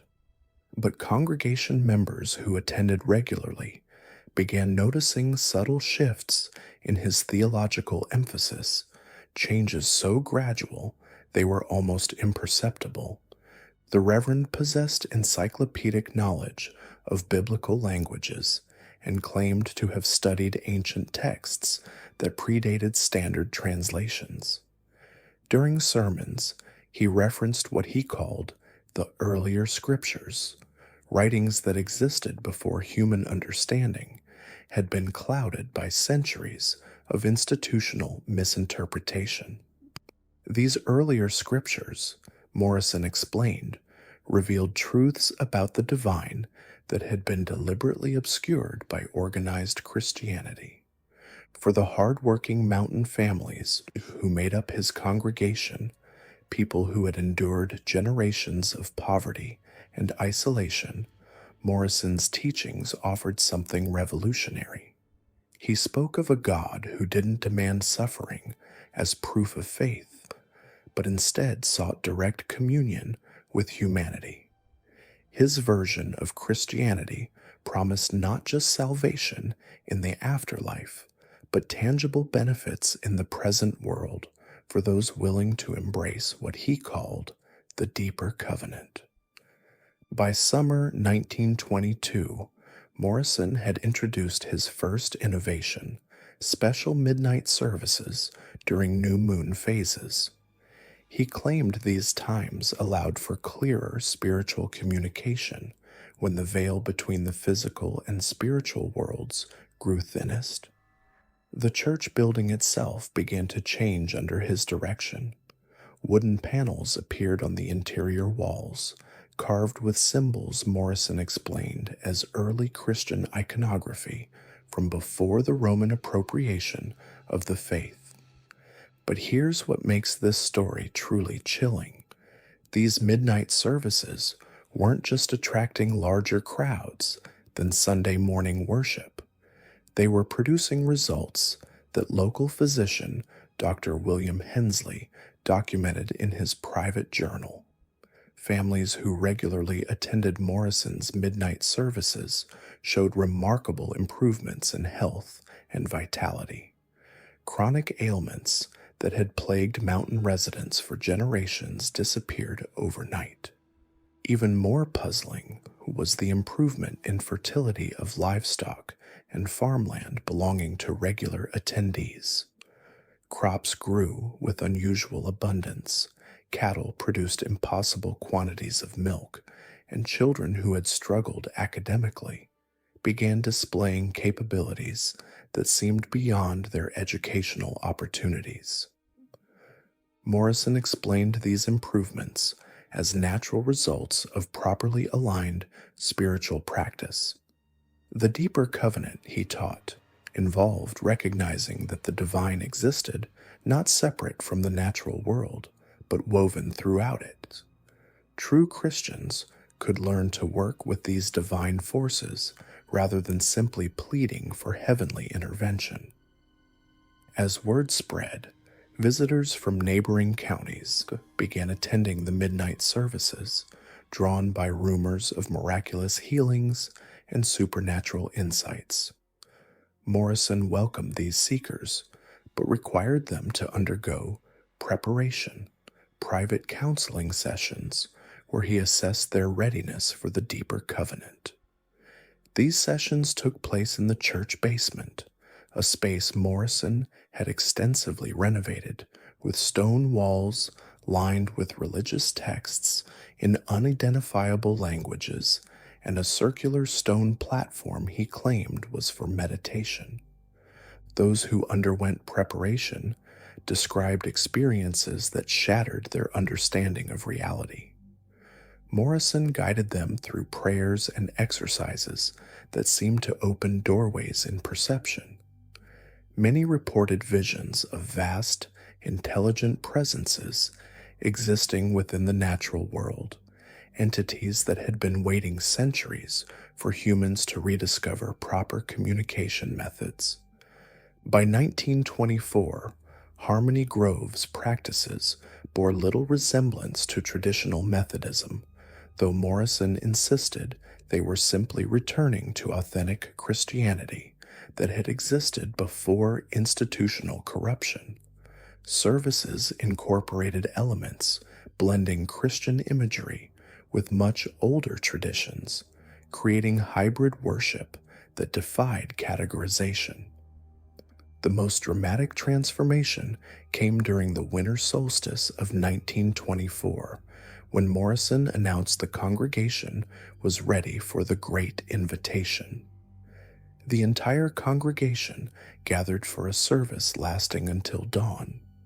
Observers from outside reported the building pulsing with inner light that had no visible source, emanating sounds unlike any traditional hymns. harmonious tones that seemed to resonate from the stone walls themselves. When morning came, those who ventured inside found the church transformed. The interior space seemed larger than the building's exterior should allow. Morrison's wooden panels now displayed intricate carvings that appeared to move when viewed directly.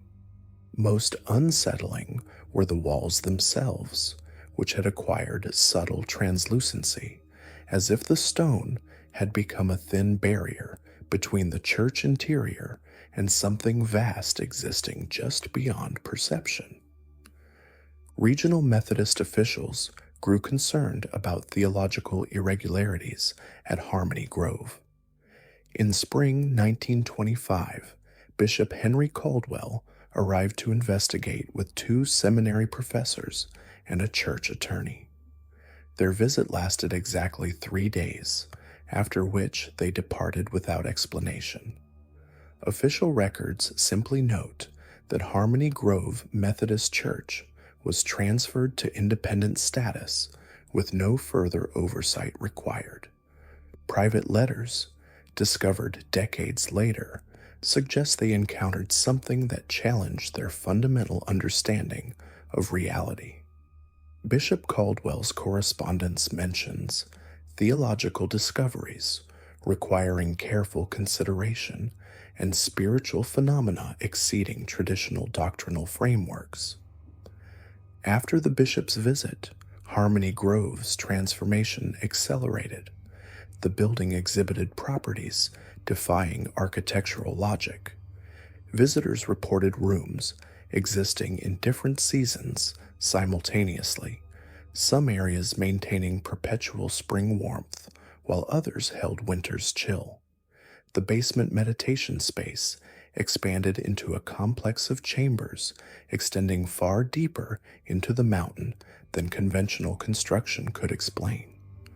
Local wildlife began exhibiting unusual behaviors.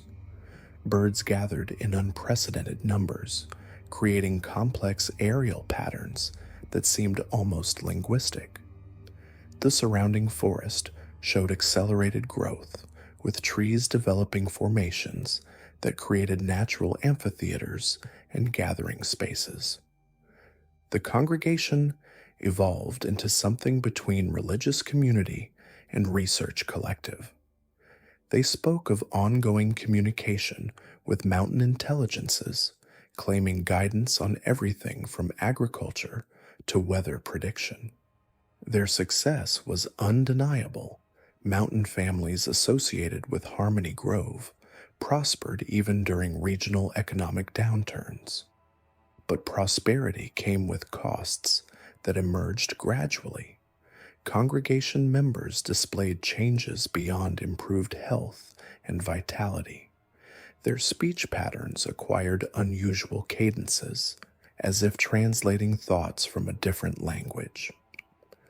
Children born to church families exhibited capabilities exceeding normal human parameters, demonstrating intuitive knowledge of subjects they'd never studied. Most disturbing were reports from visitors who spent extended time at Harmony Grove. Many described growing reluctance to leave, as if the church exerted subtle influence, making the outside world seem pale and insubstantial. Several families who came for brief visits joined the congregation permanently, abandoning homes and businesses in neighboring counties. Dr. Hensley's journal entries reveal growing concern about psychological changes he observed. While physical health remained excellent, he noted gradual shifts in their relationship to normal human concerns. They seemed increasingly detached from worldly considerations, as if their attention focused on matters invisible to outside observers. The final documented service at Harmony Grove occurred on summer solstice 1927.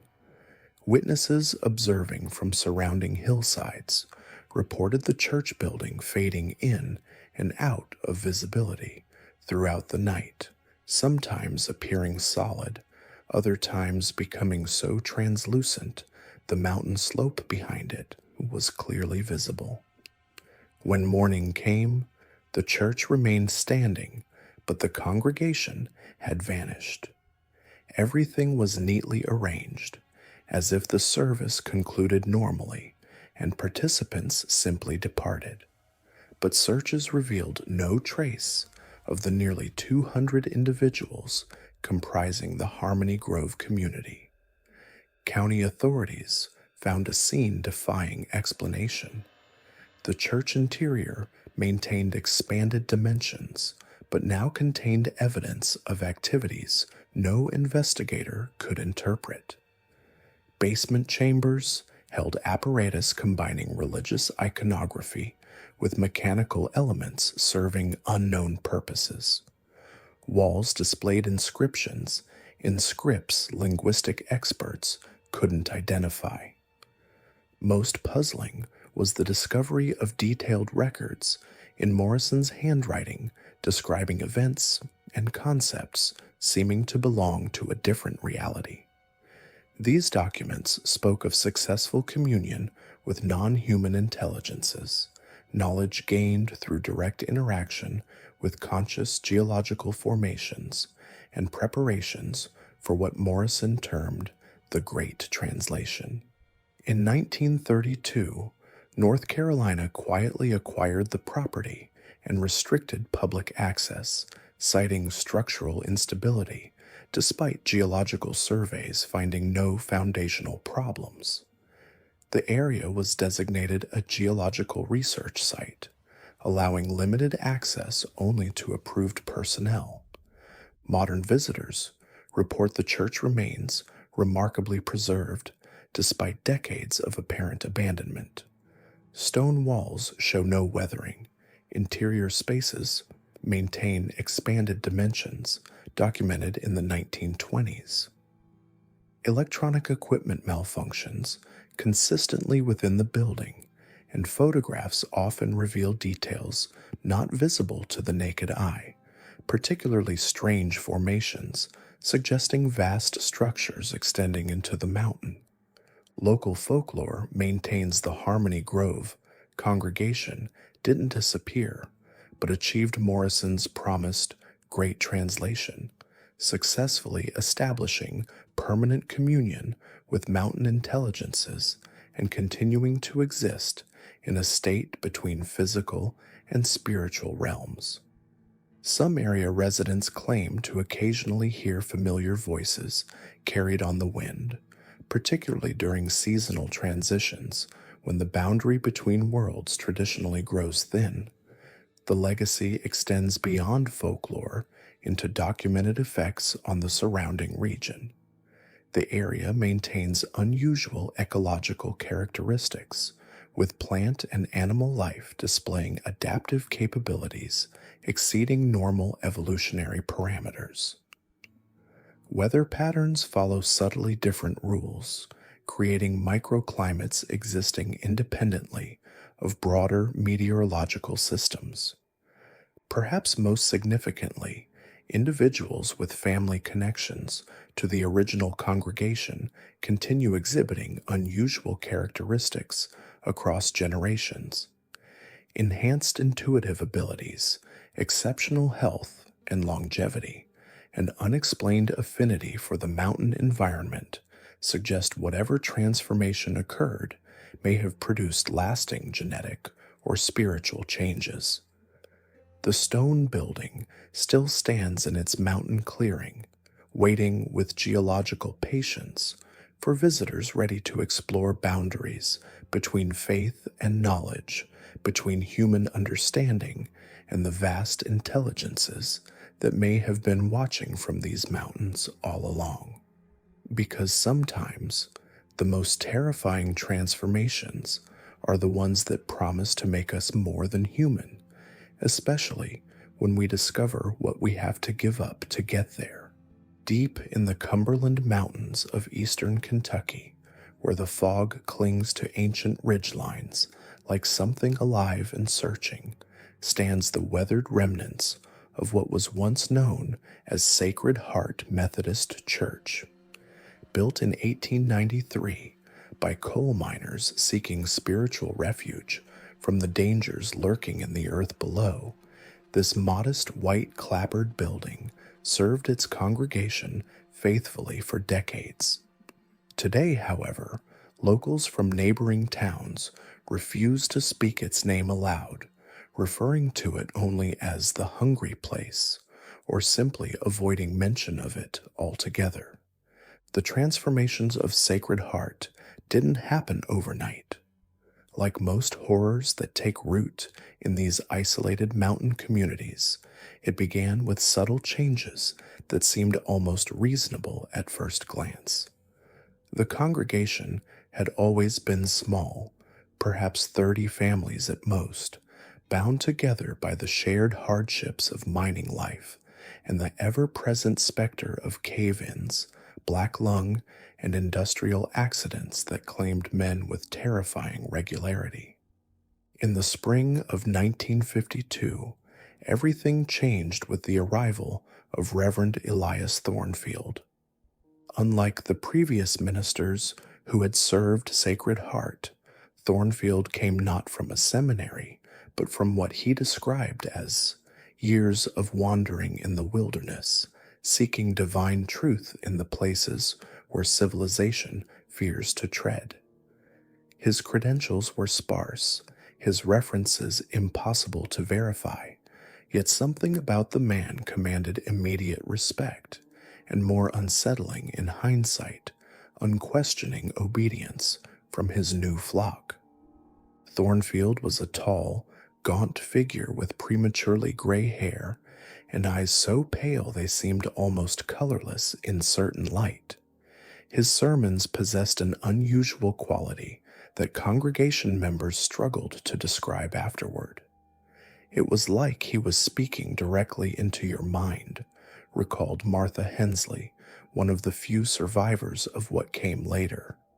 You'd find yourself agreeing with things that seemed wrong, but while he was talking, they made perfect sense. The first visible change came to the church building itself. Under Thornfield's direction, the congregation began what he called sanctification of the sacred space. This involved removing the traditional wooden pews and replacing them with a series of concentric circles, each carved from stones hauled down from the highest peaks surrounding the valley. The work was backbreaking, requiring months of labor, yet the congregation attacked the project with an enthusiasm that bordered on obsession. We worked from dawn to dusk, remembered Samuel Briggs, whose family had attended Sacred Heart for 3 generations. My hands bled from moving those stones, but I couldn't stop. None of us could. Reverend Thornfield said we were building something holy, something that would protect us from the darkness that lived in the deep places of the earth. The stone circles were arranged according to a pattern that Thornfield claimed was revealed to him in visions. When viewed from above, they formed an intricate geometric design that resembled no known religious symbol. Local stonemasons, who examined the work decades later, expressed bewilderment at the precision of the construction, noting that the stones fit together with mathematical exactness despite being shaped by hand tools alone. As the physical transformation of the church neared completion, Thornfield introduced what he termed purification rituals to the weekly services. These began simply enough with extended periods of fasting and meditation, practices that many mountain communities already embraced as demonstrations of faith and spiritual discipline.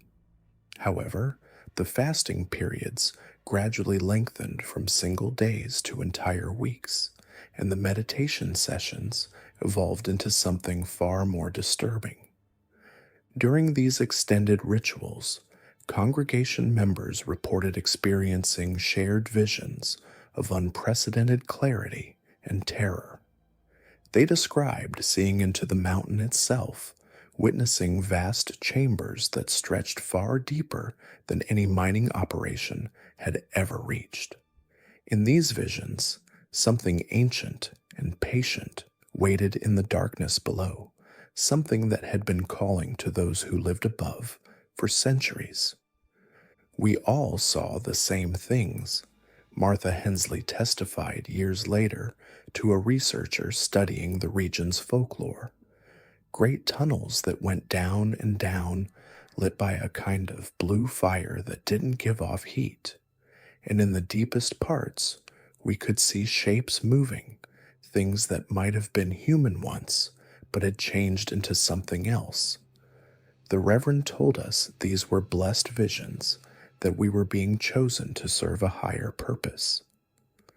The congregation's behavior outside the church began to reflect their increasingly altered state. Families that had lived in the valley for generations suddenly displayed knowledge of mining techniques that hadn't been used in decades, locating mineral deposits with an accuracy that defied explanation. Their excavations went far deeper than practical mining required, following patterns that seemed to match the geometric designs now embedded in their church floor. Children born to Sacred Heart families after 1952 exhibited unusual characteristics that concerned teachers and medical professionals in the nearest town. They demonstrated an uncanny ability to navigate underground spaces without light, possessed advanced knowledge of geological formations despite having no formal education, and displayed a disturbing tendency to speak in unison during group activities. Most troubling were the changes in the adults themselves. Longtime residents noted that Sacred Heart congregation members seemed to age differently, their skin taking on a grayish pallor that made them appear older while somehow remaining physically robust. They moved with an eerie synchronization during community gatherings, as if responding to cues that only they could perceive. The local mining company initially welcomed the Sacred Heart congregation's newfound expertise in mineral extraction. The coal they produced was of exceptional quality, burning longer and hotter than any previously found in the region. However, mine inspectors began reporting disturbing discoveries in the Sacred Heart excavations.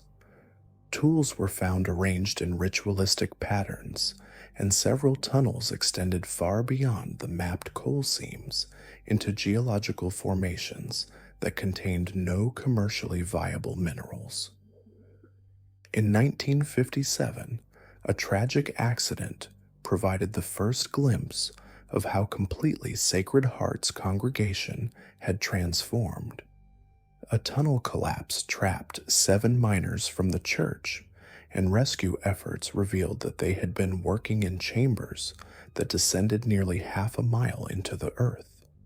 When rescuers finally reached the trapped men 3 days later, they found them alive and unharmed, sitting in perfect formation around a natural stone formation that pulsed with a faint blue luminescence. They didn't act like men who'd been trapped underground for 3 days, reported rescue team leader Frank Morrison. They were calm, almost serene, and they kept talking about how they'd been called deeper and that the collapse was part of a greater plan. When we tried to lead them out, they resisted, saying they had work to finish below. The rescued miners were examined by physicians who found their blood chemistry altered in ways that medical science couldn't explain. Their hemoglobin levels were far higher than normal, as if their bodies had adapted to oxygen-poor environments. More disturbing were the trace minerals found in their systems, elements that weren't naturally occurring in the local soil but were present in geological formations much deeper underground. As word of these incidents spread to neighboring communities, Sacred Heart became increasingly isolated. Supply deliveries were refused, mail service was discontinued, and the few government officials who attempted to investigate the church were met with polite but firm resistance from congregation members who insisted they were simply practicing their faith in accordance with divine revelation. The final documented interaction between Sacred Heart and the outside world occurred in November 1959 when a traveling minister named Reverend Thomas Clark attempted to conduct what he termed an intervention to restore the congregation to Orthodox Methodist practices. Clark's journal, discovered years later in his abandoned automobile, provides the last first-hand account of conditions inside the church. The building itself defies description, Clark wrote. The stone circles create an acoustic environment where whispers carry throughout the entire structure, yet normal speech seems muffled and distorted. The congregation moves as one entity, their individual personalities seemingly subsumed into a collective consciousness that responds to stimuli I cannot detect. Most disturbing is their insistence that they are fulfilling biblical prophecy by preparing the way for those who dwell in the deep places. Clark's final entry, written in increasingly erratic handwriting, describes a service unlike anything in traditional Christian worship. They descend into the tunnels beneath the church in groups, carrying offerings of personal possessions, food, and what appears to be their own blood. The sounds that emanate from below defy rational explanation, rhythmic humming that seems to originate from the mountain itself, punctuated by responses from the congregation that suggest they are communicating with something that dwells far beneath our feet. When authorities finally investigated Clark's disappearance, they found Sacred Heart Methodist Church completely abandoned. The building remained structurally intact, but every trace of human habitation had vanished. The stone circles remained in perfect formation, though their surfaces showed signs of regular use that included dark stains no laboratory could identify. Most puzzling was the discovery of excavated chambers beneath the church that extended far deeper than any building's foundation should reach. Geological surveys conducted in the 1970s revealed that these chambers connected to a vast network of natural caverns that reached unprecedented depths. The acoustic properties of this underground system created what researchers termed amplification channels that could carry sound across enormous distances. More disturbing was evidence that these natural formations had been deliberately modified using tools and techniques that predated any known mining operations in the region.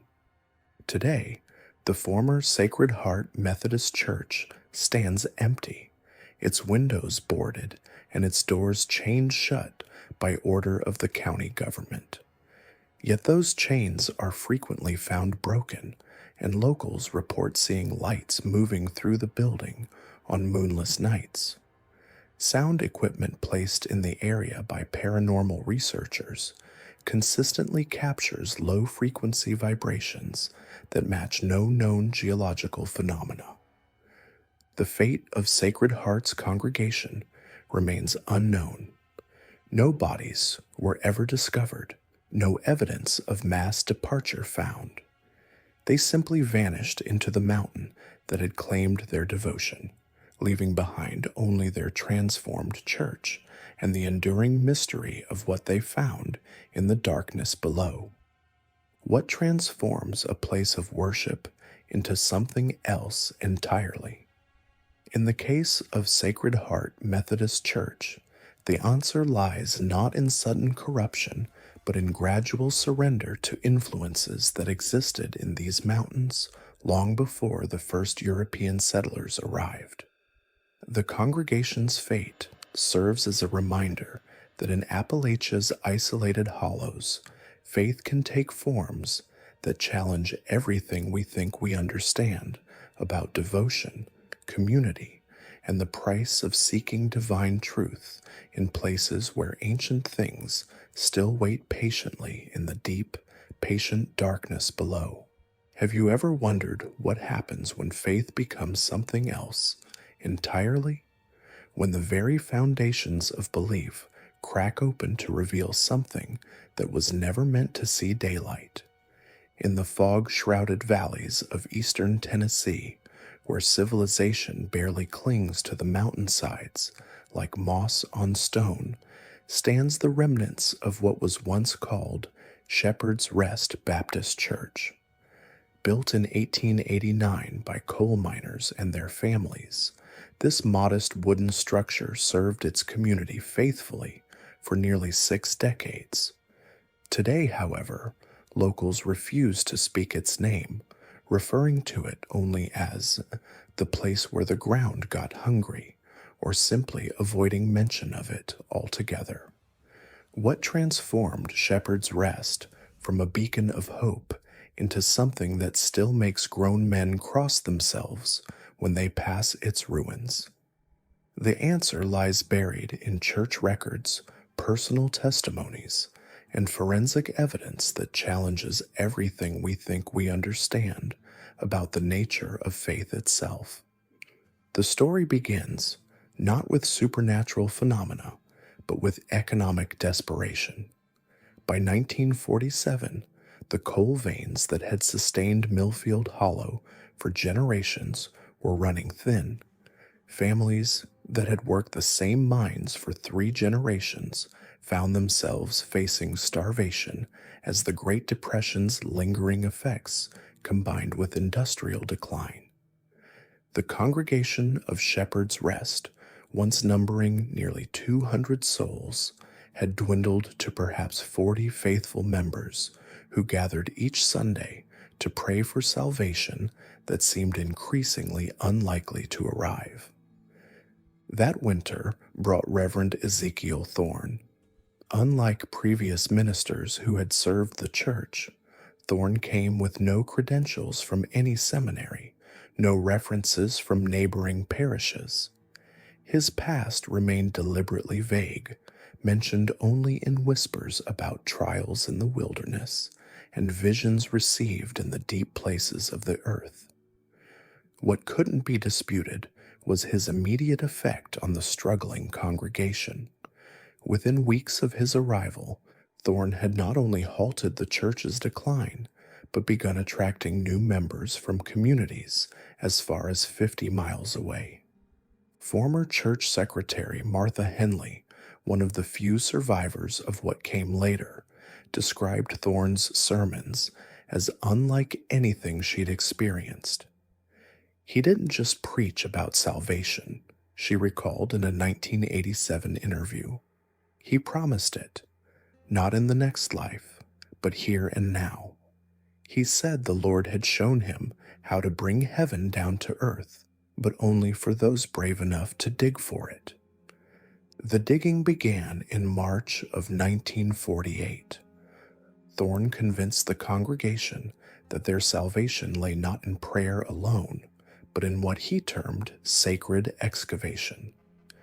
Beneath the church, he claimed, lay a natural chamber that had been blessed by divine presence. If they could reach it, their community would be transformed into a literal promised land where want and suffering would cease to exist. The project consumed the congregation with an intensity that concerned neighboring communities. Men, women, and even children worked in shifts, excavating by hand beneath the church's wooden floor. What they removed wasn't ordinary soil. Geological surveys conducted decades later revealed material that shouldn't have existed at that depth. Ancient clay mixed with mineral deposits typically found only in much deeper geological formations. As the excavation progressed, the changes in the congregation became increasingly apparent. Members who had been weak from malnutrition suddenly displayed extraordinary physical stamina, working 18-hour shifts without apparent fatigue. Their behavior grew synchronized in unsettling ways, as if they were responding to cues that only they could perceive. Children stopped playing traditional games, instead gathering in circles to dig small holes in the earth with their bare hands. Most disturbing were the physical transformations. By summer, longtime members of the congregation had developed a grayish pallor that made them appear older while somehow remaining physically robust. Their movements became eerily coordinated during group activities, and they began speaking in unison during prayers without any apparent signal or coordination. The excavation revealed its first significant discovery in August 1948, a natural stone chamber approximately 20 feet beneath the church floor. The space was roughly circular, about 15 feet in diameter, with walls that seemed to absorb rather than reflect the light from the miners' lamps. At the chamber's center lay what appeared to be a natural spring, though the water was unlike anything the miners had encountered before. The liquid was completely clear but possessed an unusual density that made it flow differently than ordinary water. More unsettling was its temperature, which registered consistently at exactly 98.6 degrees Fahrenheit, regardless of the season or surrounding conditions. When disturbed, the surface produced phosphorescent patterns that persisted for hours after the disturbance ceased.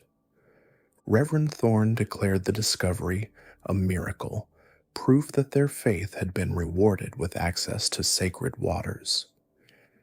He instituted what he called purification rituals, where congregation members would descend into the chamber in small groups, immersing themselves completely in the strange spring. These ceremonies initially occurred monthly, then weekly, and finally became a daily obligation for all church members. The effects on participants were immediately noticeable. Those who underwent the immersion ritual emerged with dramatically altered behavior patterns. They displayed an uncanny ability to locate underground water sources and mineral deposits throughout the valley, knowledge that proved extraordinarily valuable as traditional coal mining operations continued to fail. Their success in these endeavors attracted the attention of mining companies and government surveyors, bringing unexpected prosperity to the previously impoverished community. However, this prosperity came with increasingly disturbing costs. Children born to congregation members after 1948 exhibited unusual characteristics that concerned medical professionals in the nearest town. They possessed advanced knowledge of geological formations despite having no formal education, demonstrated an unsettling ability to predict underground cave-ins and mineral discoveries, and showed a disturbing tendency to speak in the same rhythm and cadence as their parents, as if they were all reading from the same invisible script. The physical changes in the adult congregation became more pronounced over time. Longtime residents noted that church members seemed to age differently, their skin taking on an almost translucent quality that revealed dark veins beneath the surface. They moved with an eerie synchronization during community gatherings, and their eyes reflected light in ways that reminded observers of nocturnal animals. Most troubling was their relationship with the earth itself. Congregation members could navigate underground spaces without light, accurately predict seismic activity days before it occurred, and locate buried objects with uncanny precision. They began spending increasing amounts of time in the excavated chamber, often descending in groups and remaining below ground for days at a time. The transformation of Shepherd's Rest reached its climax in October 1951 during what Reverend Thorne announced would be the final purification. The entire congregation, including children as young as 5, gathered for a ceremony that would supposedly complete their spiritual evolution and secure their earthly paradise permanently. What happened during that ceremony remains largely unknown. The only surviving account comes from Thomas Garrett, a traveling merchant who had arrived in Millfield Hollow that evening seeking shelter. According to his testimony, he was awakened around midnight by what he described as the most beautiful singing he had ever heard, though the words were in no language he recognized. Looking out from the boarding house where he was staying, Garrett watched as every member of the congregation emerged from their homes and walked in perfect formation toward the church. They moved as if in a trance, he reported, but their faces showed expressions of profound joy and anticipation. Men, women, and children all walked with the same measured pace, their feet striking the ground in perfect unison. The singing continued throughout the night, growing more complex and beautiful with each passing hour. Garrett described feeling an overwhelming urge to join the ceremony, describing the sensation as being called home by voices he had been waiting his whole life to hear. Only by barricading himself in his room and playing loud music on his portable radio was he able to resist the compulsion. When dawn broke, Millfield Hollow was silent. The church building remained structurally intact, but every trace of the congregation had vanished. No bodies were found, no evidence of struggle or departure. The excavated chamber beneath the church had been filled with a substance that geological analysis later proved impossible to classify, a material that seemed to shift between liquid and solid states, depending on the temperature and time of day. Most puzzling was the complete absence of personal effects. Homes throughout the valley contained no clothing, no photographs, no documents, nothing to suggest that families had ever lived there. It was as if an entire community had simply been erased from existence, leaving behind only empty buildings and the strange, phosphorescent chamber beneath their church. Federal investigators arrived in Millfield Hollow 6 weeks after the disappearance, their interest piqued by the complete absence of any logical explanation. Led by Agent Patricia Morrison, a specialist in missing persons cases, the team brought advanced equipment and forensic expertise to examine every inch of the abandoned community. Their findings contradicted everything that made sense about human behavior and physical evidence. Soil samples revealed no contamination that could explain mass hallucination or death. Structural analysis of the buildings showed no signs of violence or struggle.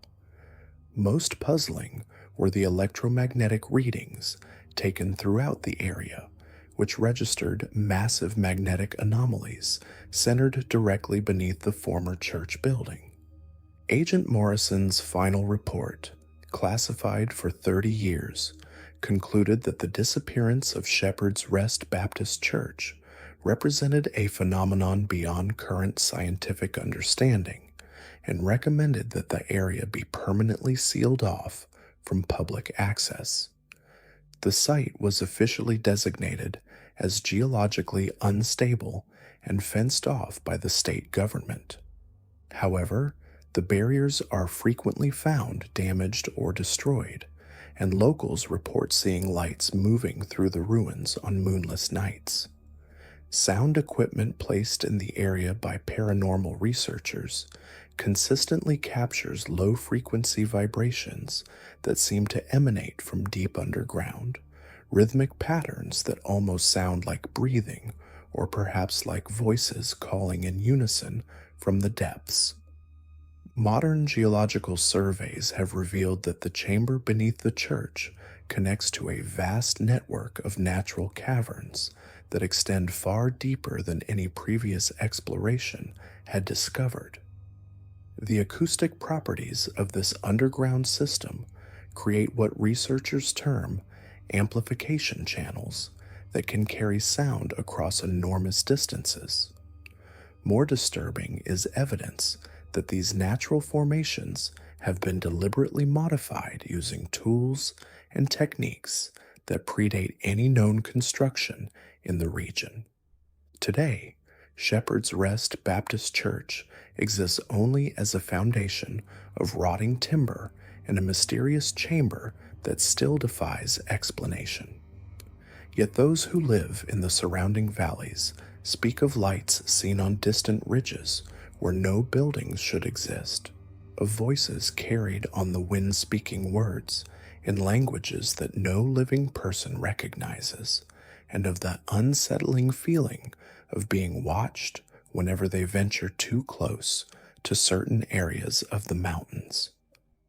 The story of Shepherd's Rest serves as a chilling reminder that in Appalachia's isolated hollows, faith can take forms that challenge everything we think we understand about worship, community, and the price of seeking salvation in places where ancient things still wait patiently in the darkness below.